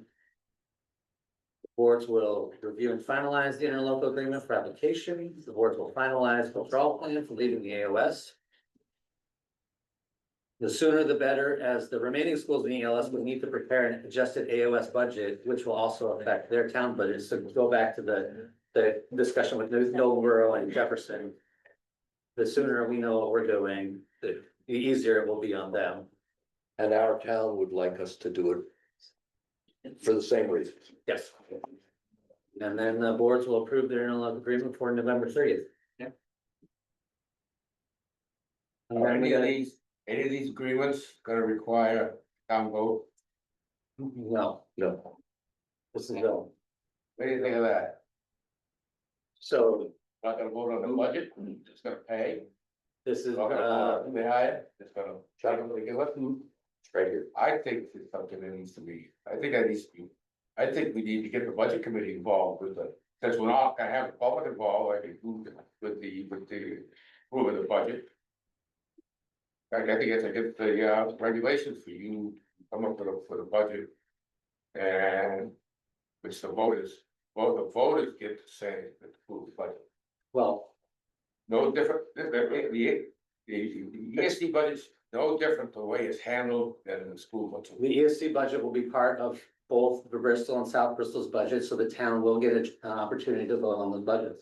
Okay, So so, not about the formation of the interlocal agreement, Not- cost sharing. formula, Correct, stuff.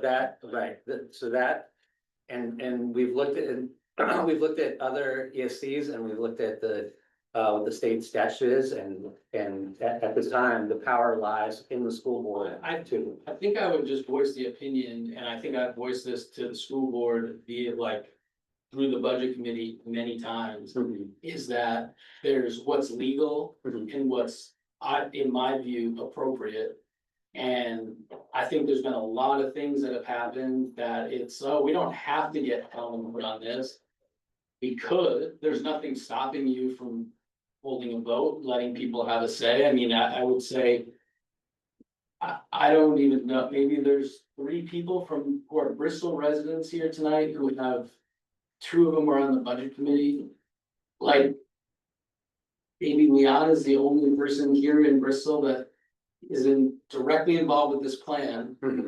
Or on the, or you as well. Sorry, we're still a small group. Yeah. Yes, me too. I have like real. And it's never made a difference in the past, so I suspect it'll be the same, but like. I give the select board a lot of credit. Whenever there's anything that is of public interest, even when they don't have to put things to a vote, they put things to a vote. Even if they think this is the right thing to do. But we wanna know what the town thinks about it. And I'm not saying I wouldn't vote for this, it might be the right thing to do. But I think to say legally, the power resides with us and we're gonna do what we want. That just doesn't, this is a big decision. It's in, who knows what it'll be, but last year the school budget was $8 million, it makes up. I don't know, 75% of the town's budget, to make a change this big. With. And I do, like, I should say, like, I saw, like, I got an email from the town that said, like, there's an FAQ and you can submit questions, but. To have 2 people turn out who aren't directly involved in this process or the budget committee. It doesn't feel like this is like community involvement. We wish there was more participation, we wish more people showed up. Well, And we can force people to to be come. fair, though, I think I'm like a pretty involved person in the town. Yep. Mostly by product of the budget committee. It's, And watch school board, I go to some school board meetings, see look at the minutes. When you have a year period where you have 0 updates on the restructuring process.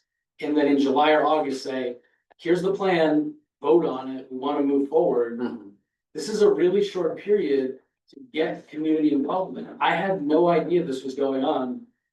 I got an email from somebody that was like, hey, they're gonna be discussing the whole restructuring thing. This was, a couple months ago now. What's that? The town email went out like 2 weeks ago.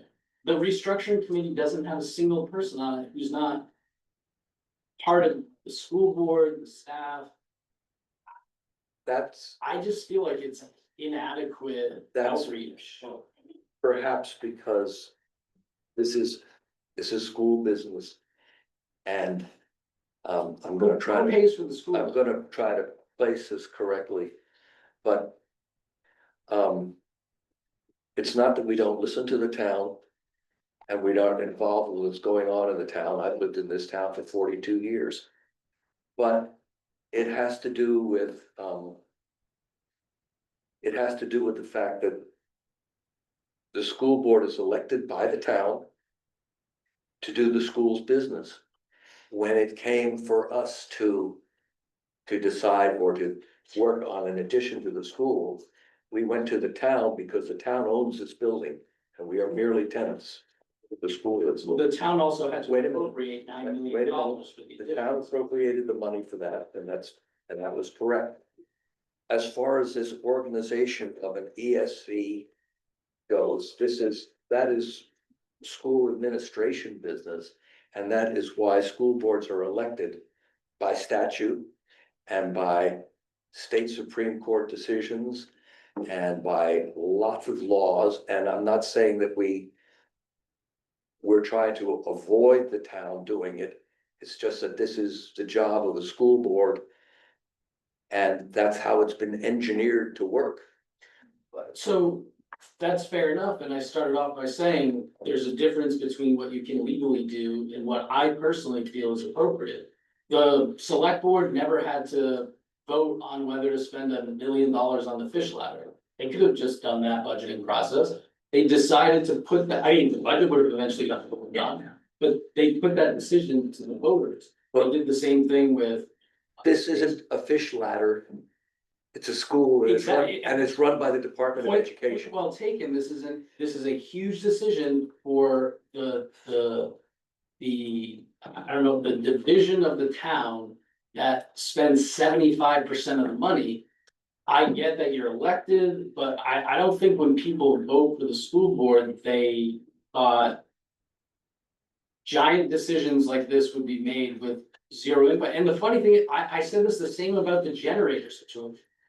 I think it would have passed. I think this will pass. But to not let people have a say, I think that upsets them more than the actual things that you're putting forward. And you'd probably be at bigger risk that people will say, all right, fine, you passed it, you did all this restructuring, now we're not gonna vote for your budget because we're upset that you didn't let us have a say. Thank you. I'll take it. Yep, Leon. I'll just say, for me, I see it a little different. I see it as, I think that we do like vote and have the, school board for a reason. And while I think there might be people in the community after the fact that don't like something or want to have an opinion on something, I think that the community and, via who shows up or who doesn't, they're not, even if they did have a vote, like, they're not necessarily making an informed decision because they're not taking the time to look and see all of this information. So I would rather people whose job it is to do it, make those decisions, and sometimes I'm gonna agree with it, and sometimes I'm not going to agree with it. What I will say is, I do think that maybe there needs to be some kind of mechanism built into the system or the school board, where year round, there's more opportunity for accountability or for people to make, that they have, an issue with something or the other. And I don't necessarily, I know that there may be like opportunities to email or come to a meeting, but I don't know that that's what's the word I'm looking for? Feels very accessible or something, I think maybe to whether, especially parents or, in the schools. So I feel like finding a way to make that more accessible would be good, but I don't know. I think that's. Well, you have a couple of things. If you read the interlocal agreement, it runs year to year, so it can be changed. We're not bound and tied to this forever. It's not like a ball and chain, it can be changed. And there are things that you can do in the town, and it's happened to us. Last year, we decided to cut a bus route. Boy, that didn't go over too well, and everybody filled the room and said, you can't do that. And they were interested, and so we put the bus route back in, and yes, it cost more money. But the town did have a say in it, and if this interlocal agreement. We listened. Yeah, we listened. Listened to them. And so if this interlocal agreement starts to show things that people don't like, and they're not happy with it or parts of it, then they can come back and say, we don't like this. Well, is there a way to be, so is there a way to be proactive That's what I was then, gonna maybe, say. right? So like cause being a long-term, but also sort of a newer member of Bristol yet again, like, it is hard to get information. We are a rural society, right? And like, unfortunately, we are still isolated. We don't have the community gatherings. We don't have that as much as maybe we did when we were kids, where there was just a lot more Well, information sharing. I- And part of that is COVID and part of that's generational and just change, right, overall. And so I agree in both cases that like, I think my other family members who aren't able to come do wanna know this is happening. It does affect their budget and that does, money talks, right? And I also have a lot of faith in the people that have been voted into these positions because there is a level of experience and time that has been spent on something as big as this, that like, I don't want my dad voting on because he's not gonna be able to take the time to really look into it, right? But is there a mechanism to share out what we're doing, And right? Not in asking for permission, but is there a way to educate the public more so that if they have questions, they can come with an educated, constructive question, Okay. right? Like the people are today, but you- rather than just saying, Well, I say, I understand, but you You know. had that, you had that. There It's was a published in the workshop school newsletter. I think I should reference something other than literature. Yeah, and I'd say something at this point, I am a teacher here and I do. I went tonight because there was a confusion with someone else about whether this was happening tonight or another night. So I went to the Bristol Consolidated School website and I went to the part that talks about this. And there was nothing on there that said that this was happening tonight. I had to go to the slideshow and dig in to find out. Now, I also know because I'm a staff member that it's happened, you know, that, but the town, a person in the town is not going to know that. I am a teacher here and I wasn't sure. Right. And I'm a resident here and I read the Lincoln County News every week. I have to So check multiple I times. do, and Yeah. you know, I think that's a valid point, that there isn't always information getting out to. And I think there's power in educating the general public about what the amazing things that are happening here and the importance of doing something like that. I think there's power. Just one example, like, I think the town put it out, but, and there was a couple years ago when they did that survey or something about like what. The comprehensive. Yeah, and so to me, something like that, where it's not, people aren't voting on it, but people are having input. And I think they need that specificity and it like given to them so that, because sometimes I think people don't even know what to ask or what to look for because that's, you know, this isn't their job or their arena, like, Right. anyway. thank you, Sarah. I was just gonna put out if we find savings in this budget draft, that we could make space for communications part-time coordinator as part of the ESC. Go ahead, Alex. I guess it's just the one coordinator could go door to door. I did think about your day, I'm not even kidding, but I mean, the more than I do the other. Yeah, I would say, listen, we have tried really hard to be transparent. I mean, I heard that and it's very frustrating. It was in the paper, I got multiple emails from the restructuring committee, from the school board, from the. But I just wanna make it like It is hard. super clear, nothing I'm saying is against this actually doing it, this is a process, and this is always my issue. But we went to, I think I saw us maybe you in June at a select board meeting when this first came up. There was a notion of like, there's a deadline on this, and if we don't get it done in this amount of time, that scared me a little bit, and I was like, why are we rushing to make such a big decision? And I asked, I think at that meeting, when does the restructuring committee meet? And can we go to the meeting? And the answer was, I'm actually not sure when they meet. I was newly on the committee. No, I know, and So, but it's like, even when I've tried to get information, I've come to school board meetings before about different subjects that we don't need to talk about.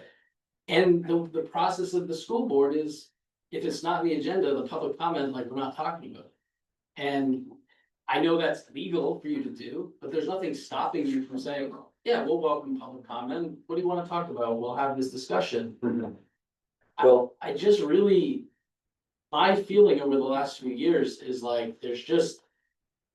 And I get like, it feels like time is of the essence, which I don't, Time is of the essence. that's fine, but I think there's gonna be people who say, Fine, time to put it in though. yeah, like, Right. just because this is. It's not that I don't trust anybody on this board, it's just, I think people have a right to be informed about major decisions happening in the biggest part of our town. And to get a couple of people to show up to a meeting, it's just like, doesn't feel adequate. I mean, a workshop was held for the purpose of informing the public and very few people came. Yeah. I mean, it takes both sides. It takes us providing availability. It also takes people being willing to show I up. mean, Becky and I were on the comprehensive planning committee. I mean, we turned out, what's that? You know. No, I know, but by the same token, like, we got hundreds of responses to our surveys because we went and sat in front of Riley's, people went door to door, people went and sat at the transfer station to hand out flyers, to ask people to fill out a survey. Like, we made a huge public outreach effort, and I think in the end, our committee was like, I don't know how many people ended up responding, we put letters to the editor, we did all sorts of things, and I think we were really proud in the end of, even the turnout at we had a town meeting, there was a huge turnout, there were hundreds of people, they were really unhappy with us. But like, we were happy that people came out, they knew about it. And I don't feel the same.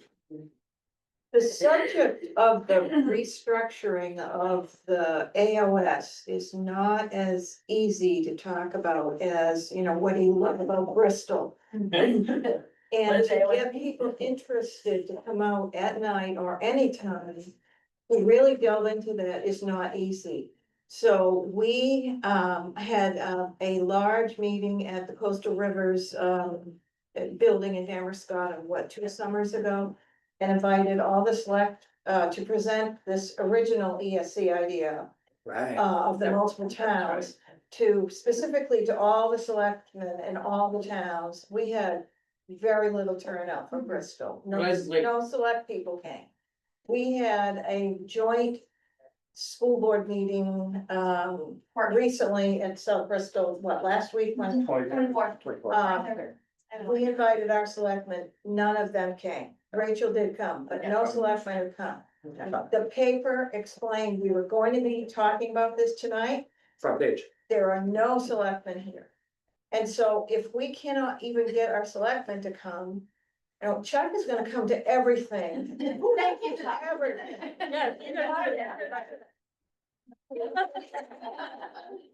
Alex, when you think that you need to say something about transparency.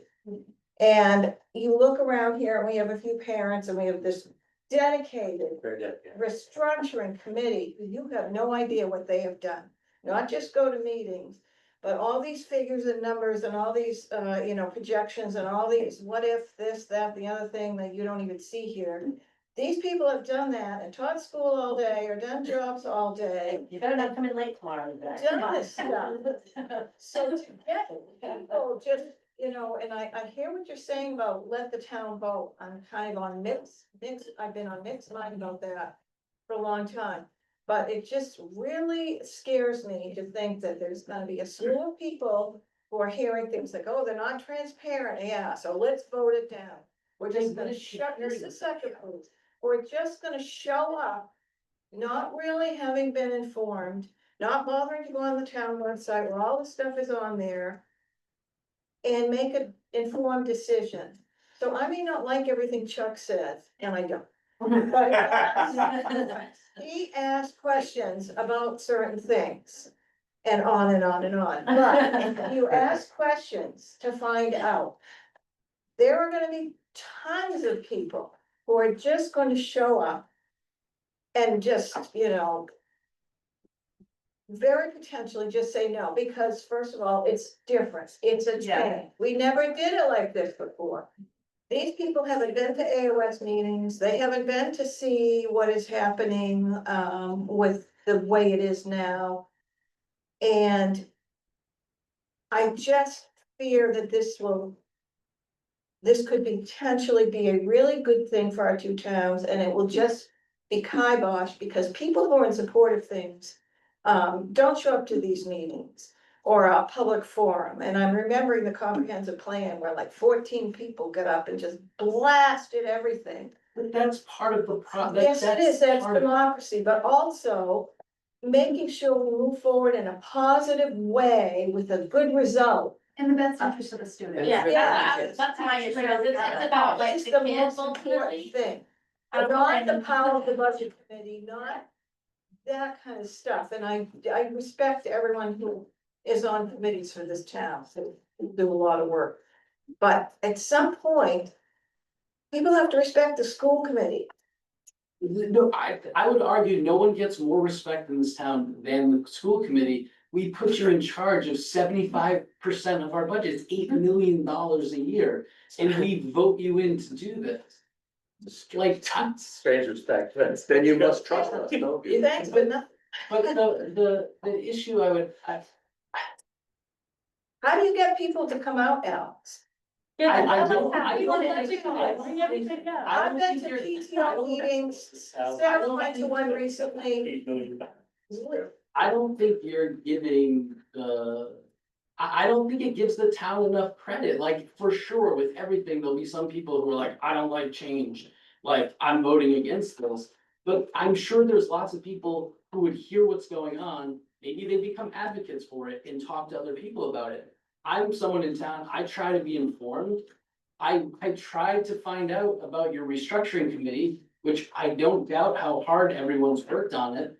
But there's been 0 updates for the last year in your minutes. There was nothing to update. There was a big gap when they even The met. meetings weren't public, there's no minutes, I can't come to, like, we had a discussion meeting- tonight that Peter said, oh, you should keep thinking about this cost sharing formula. Well, that's gonna be decided by the restructuring committee, it's gonna be voted on by you all. If I wanna come to that meeting and hear that discussion and learn about what was going into that, I don't have an opportunity to do that. I think you're responsive, Joe. I think you're giving yourself an opportunity to do that right now. You're expressing your concerns and I think everyone's listening to them. But I have, think no- it's but if I wanna the go to lives that, of them. if I wanna go to that meeting and hear the discussion amongst staff and teachers and whoever else is on the committee, I can't do that. I'm trying to, you're saying you want people involved, I'm trying to be involved and there's roadblocks everywhere. But we have monthly school board meetings. You're showing up tonight, you're giving your. If I went to that monthly school Great. board meeting, I'm not allowed to comment on this publicly because it's not on your agenda. This is our meeting, you're commenting. This is on the agenda, this is the agenda. I mean, Darren, please, like, that's correct, right? We've been to meetings before, school board meetings, we brought up things that weren't on the agenda. Yeah. And it's public comment isn't public comment unless it's on the agenda.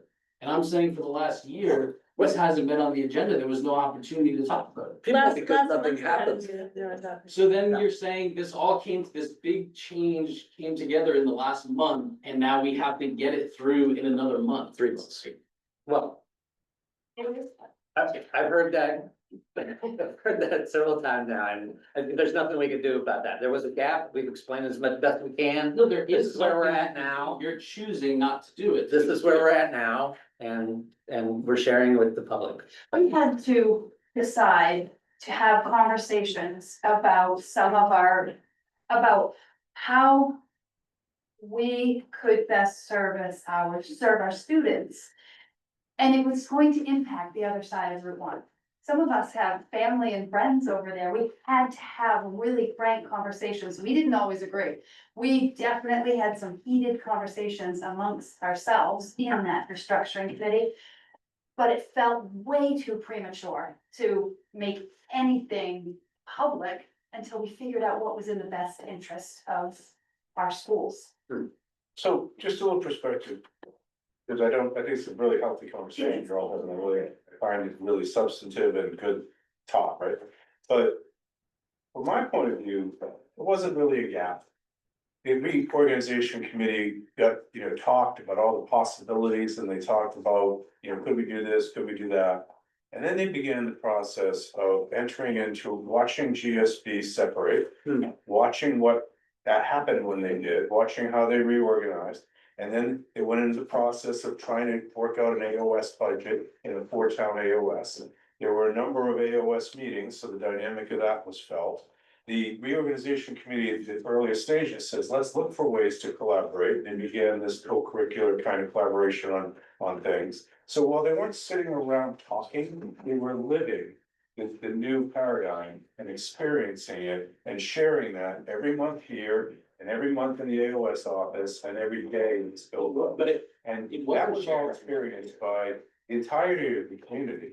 And you say it wasn't on the agenda, it was on the agenda. Every single month, it said reorganization. yes, and every update, single month. and meals that they have no no update. But if you've been here, you could have said that's on the agenda, and I'd like to know why you're not meeting, or something like that. So, and I don't have any disagreement with anything you're saying, I actually am more sympathetic to what you're saying tonight than probably any time in our relationship. But the truth is, the process has unfolded in a way that from somebody watching it, there's been action all the time about what's going on here. And it wasn't always communicated full. It was experiential.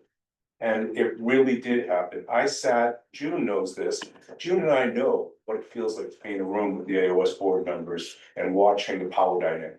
Okay, that's been experienced, and people saw that on TV, many people have been here.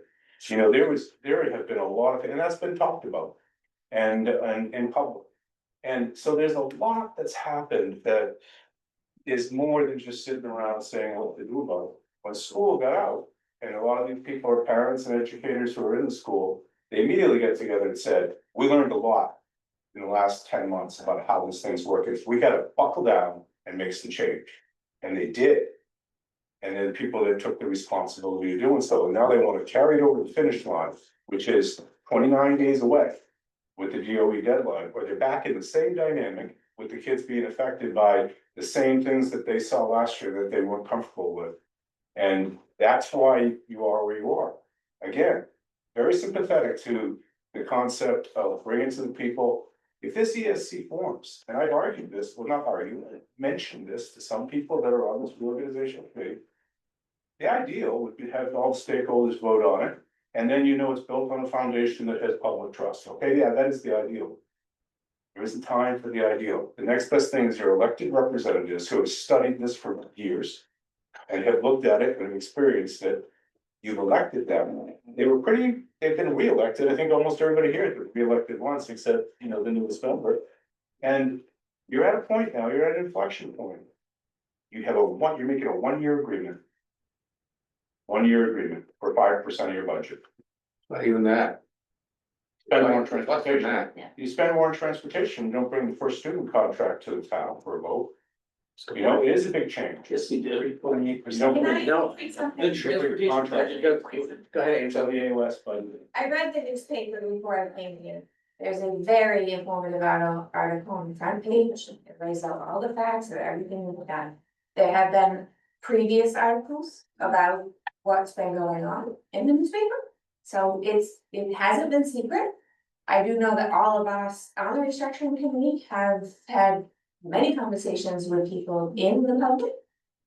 And that's the best we can do.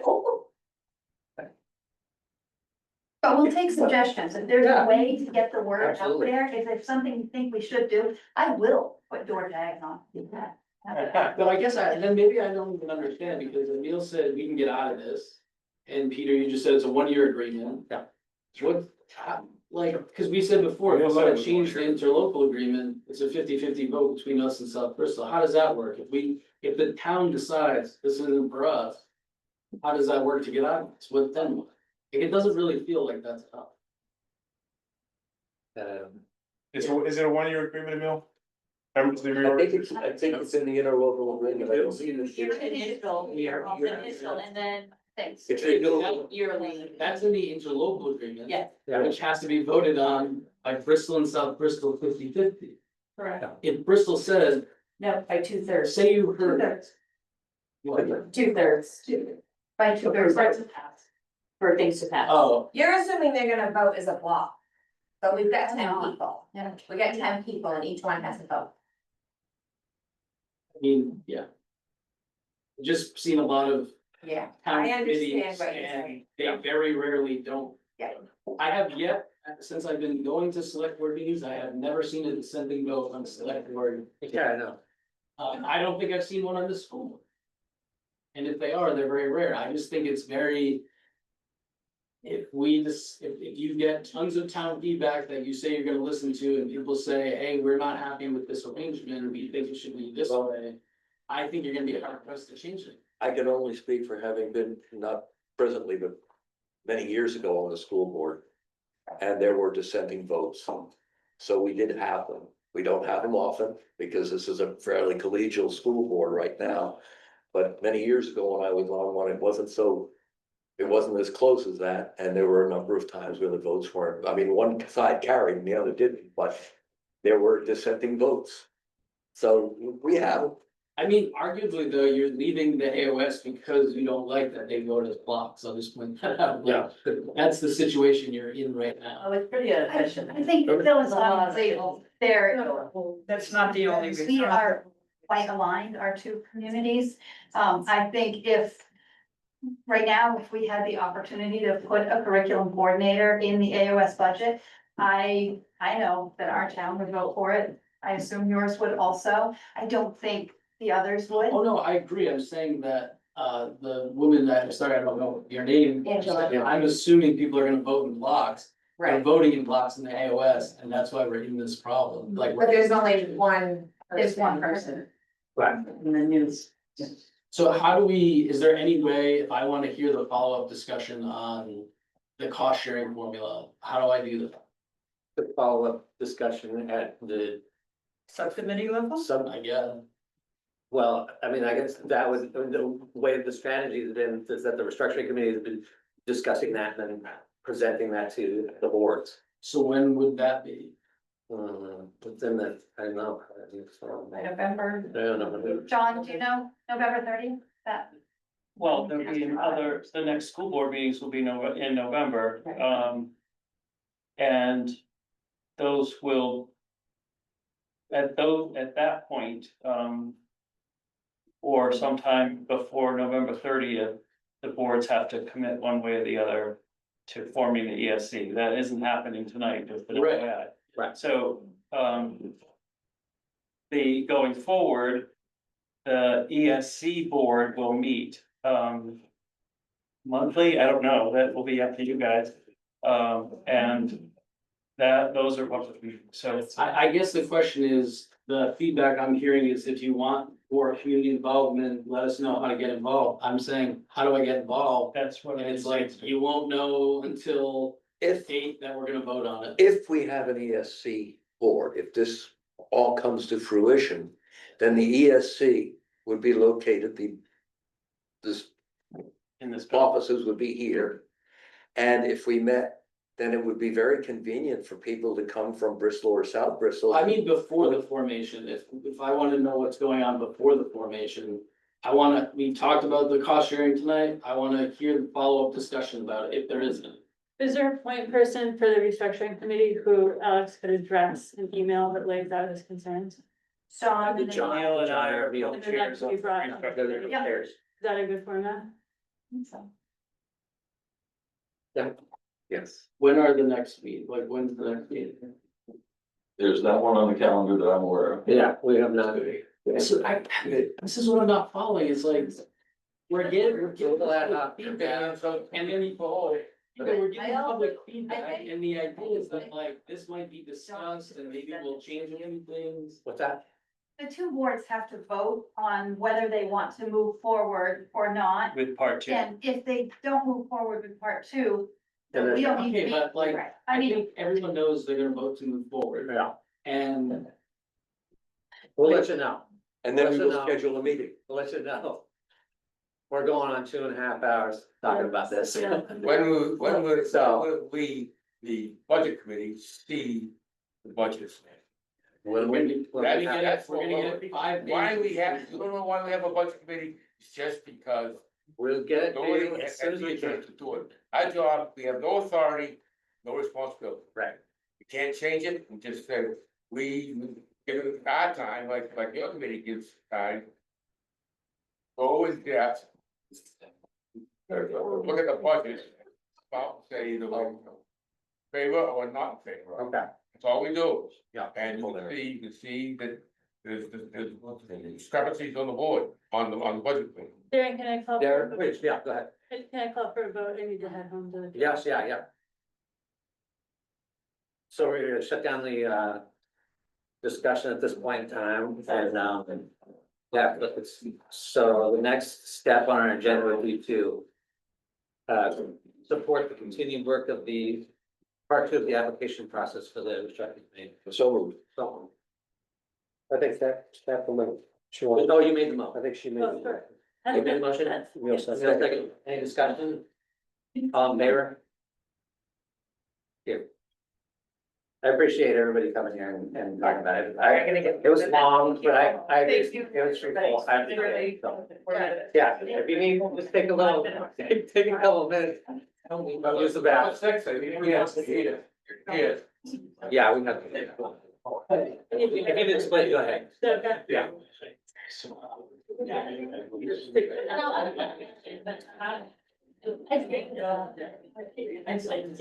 Oh.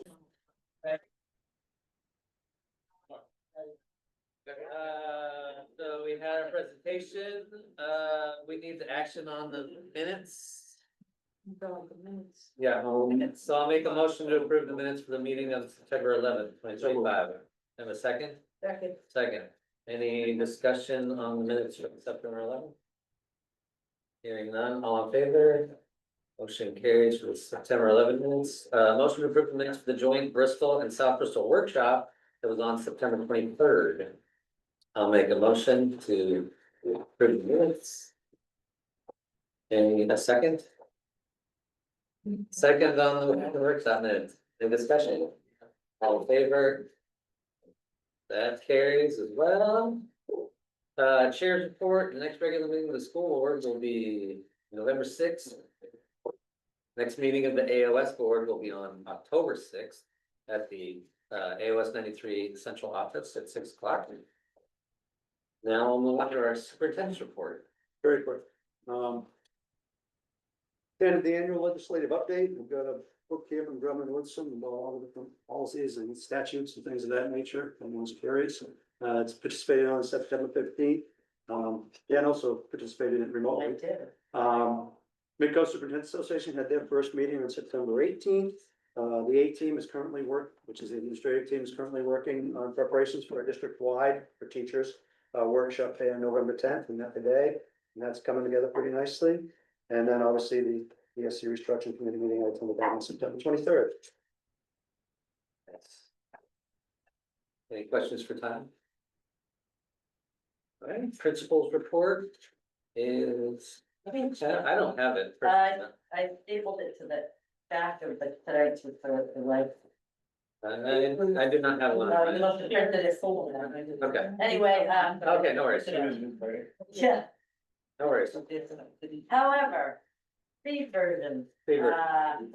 obviously, everything's been going really well in building, as you know, the open houses, many of you were at the, I think all of you, at the ribbon cutting, the Oh, yeah. K4 and 5/8 open houses were well attended.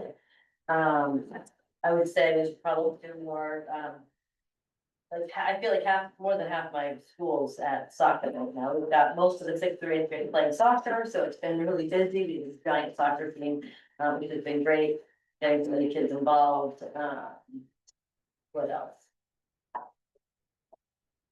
Oh, the Bicho building. So I just can't thank the Historical Society and the Carpenter's Boat Shop and that partnership. 7th graders have made 2 trips over there in groups where they go half and half for the 75 minutes approximately, with the 7th grade teacher. Rob Stevens is their builder volunteer, and he's been great with the kids. There are other volunteers that the boat shop has gotten.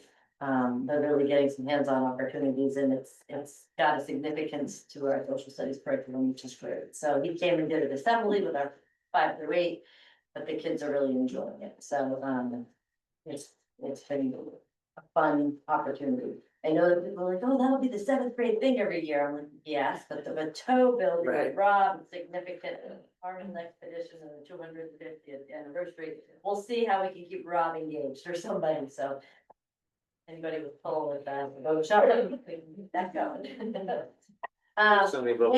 I can't spare. Yeah, I know somebody. Main 3-year testing is keeping us very, very, very busy, so the kids are, in grades 3 through 8 are doing math and reading assessments. It ends by October 24th, hopefully by the end of next week, we'll have most of it finished, it just really, takes over the schedule and staffing, so. Hopefully, that will keep going smoothly. And we've just started our learning lab after school academic support program for grades 5-8. We've been doing that for several years now. It's going strong. It'll be on Tuesdays and Thursdays. I'm unfortunate that most of my middle level staff is available at least once, twice a month, and they share that responsibility. Stay after and be the learning lab teacher and support kids. To make that happen. So Todd already talked about the 2 district days, well, the 2 days that are coming up, the teacher day on October 10th. My in-house team is working on planning to do some really brainstorming and curriculum mapping around what we're doing, what we have for materials, what areas are in need. We have map things in place, and they've been in place enough years that we're not ready to say, oh, we really have to evaluate it. It seems to be working, but the other areas need some attention. So we're going to pick some priorities. Writing being one of them, and I'm curious where the science and social studies meetings will be, and then keep you posted, because that from there, we'll at some point we can start planning for what kind of programming we're gonna need to provide for our teachers to use with our kids. So we'll spend some time on that in our spring and fall data. So enrollment is steady. And that's all I got for at 8 o'clock. Thank you. Any questions for Jennifer? Thanks so much. Peter, financial report? Yep. So tonight, what I'd like to do is, given the fact that we still have plenty of time before we start work in the morning, I'd like to do a detailed review of the chart of accounts. Talk about some of the subtleties between program, fund, object, and Bring it. function. And this, kind of also go through the encumbrance process and make sure you're all up to speed on that. We have a 72 decks of slides here that we can see. Bottom line is, the construction project, we're pretty much all wrapped up. We submitted a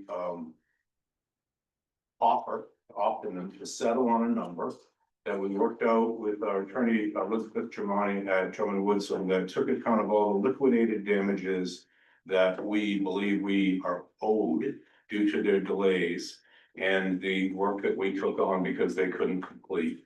And we were fairly generous in terms of their point of view on what a deadline was, because it still was financially to our advantage, and we thought this was an offer that they would probably, realize was in their best interest to accept.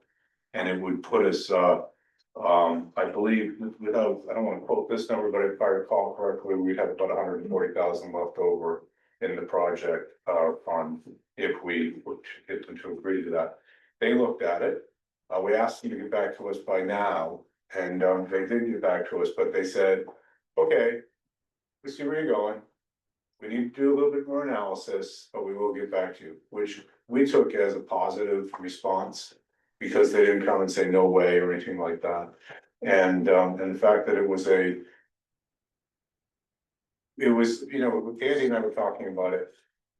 We didn't really meet them halfway, but we gave a few yards, so it's still, we have the upper hand in what we're in this request.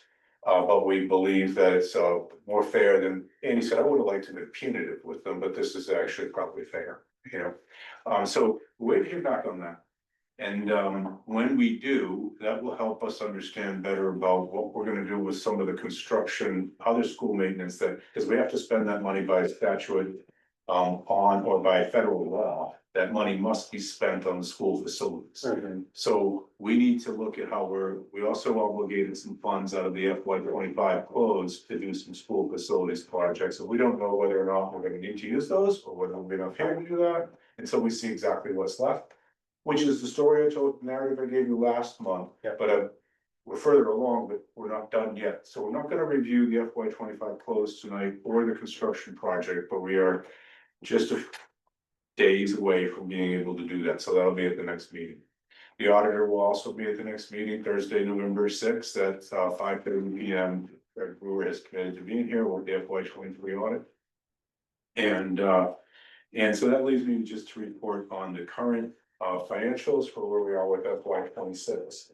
And in a nutshell, you know, at this stage in the year, you're looking at basically is everything as predicted rolling out. And without going into details that are, you know, not really worth spending time on at this hour, there is one thing to pay very close attention to, and that we're gonna have to monitor and dig into and make sure is accurate. But we are now seeing budgeted on 89 secondary students.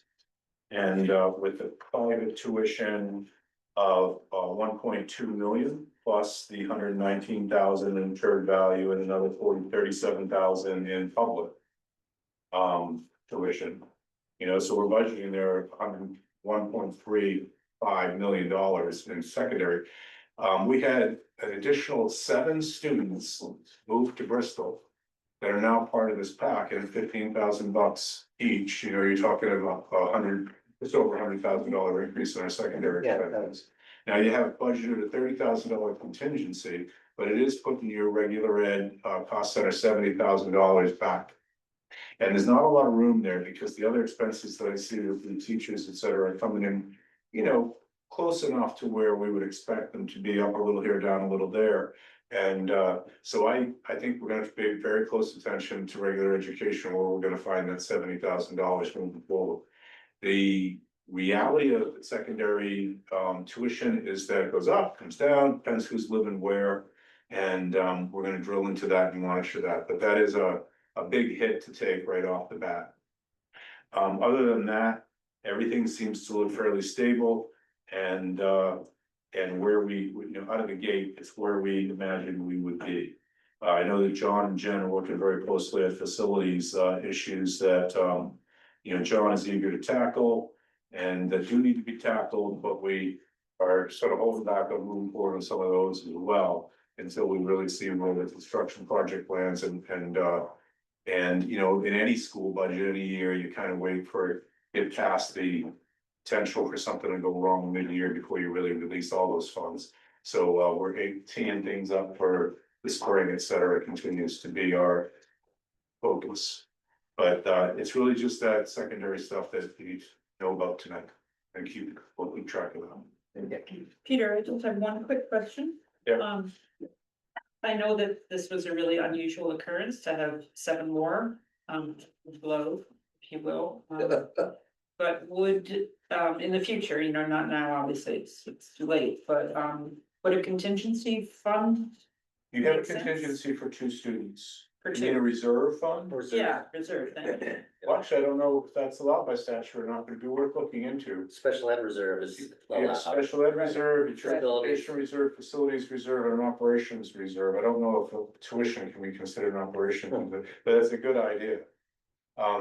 Knowing that, you know, the smallest towns have two student contingencies. Right. So if you start, and you're not the smallest town in the AOS, so you may need to have a 3-student contingency going Right. forward, especially since this isn't the first year this has happened to you. This happened last year as well.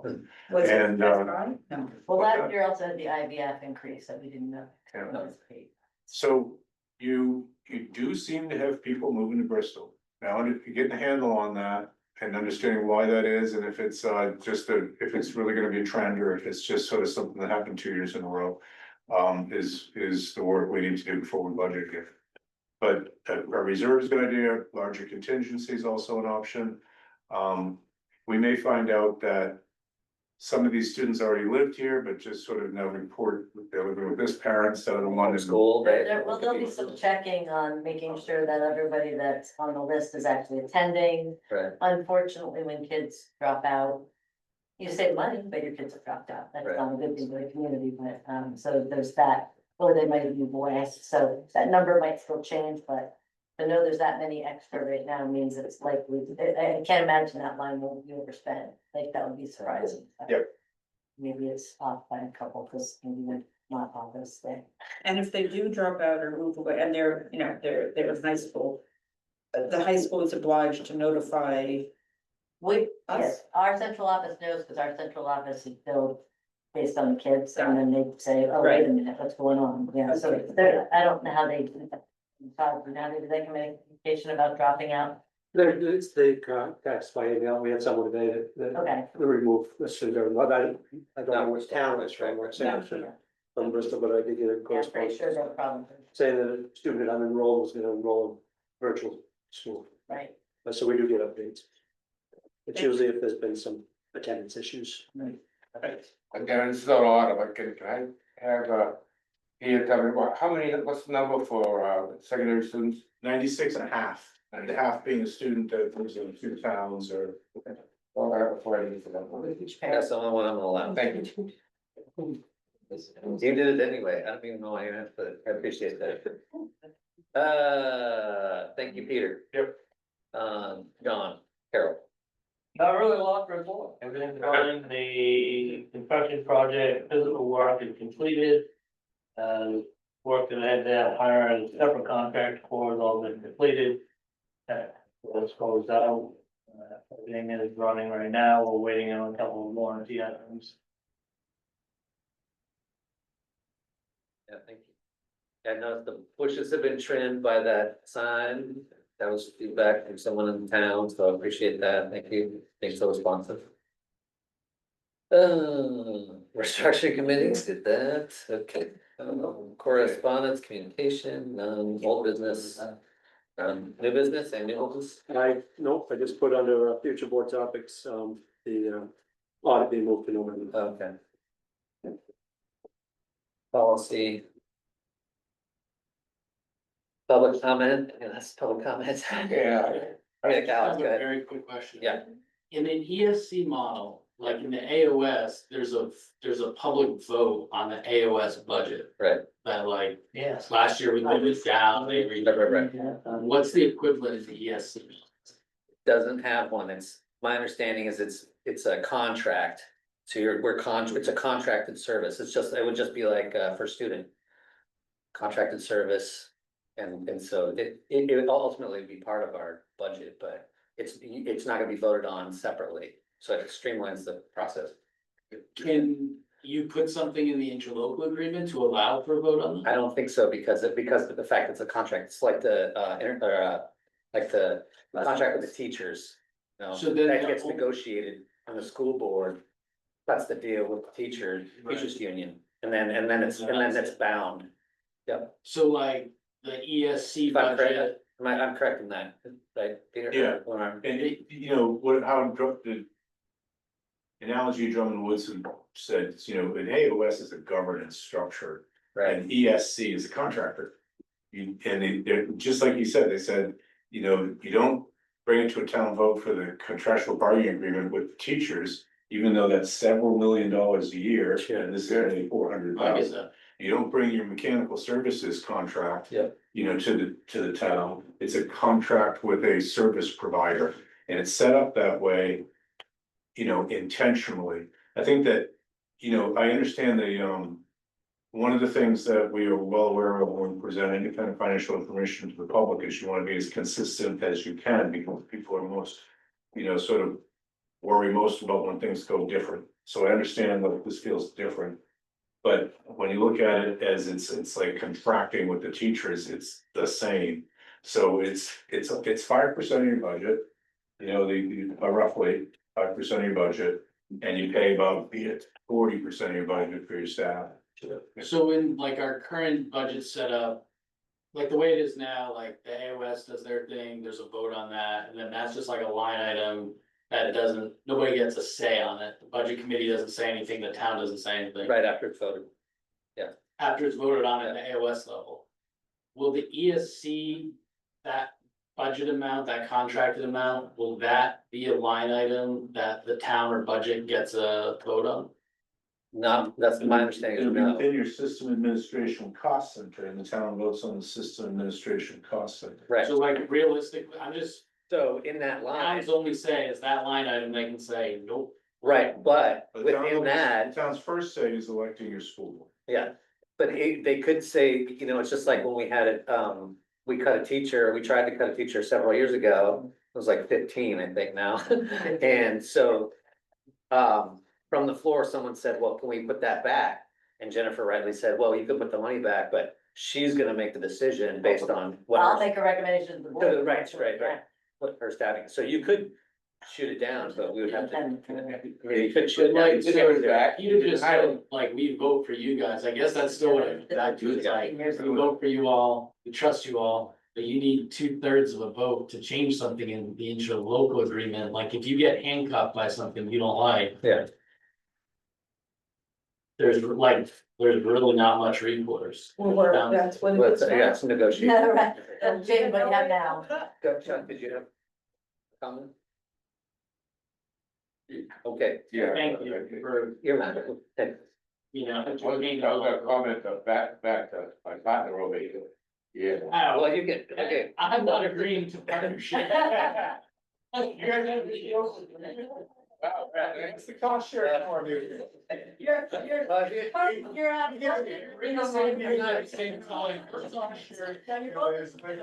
I'm not arbitrating, I'm not going between you guys, so I'll close the meeting if you don't. Yeah. Okay. Without objection, I'm gonna declare this meeting adjourned. Thank you very much for your time, your patience, and all your input, everyone. All right, very quick.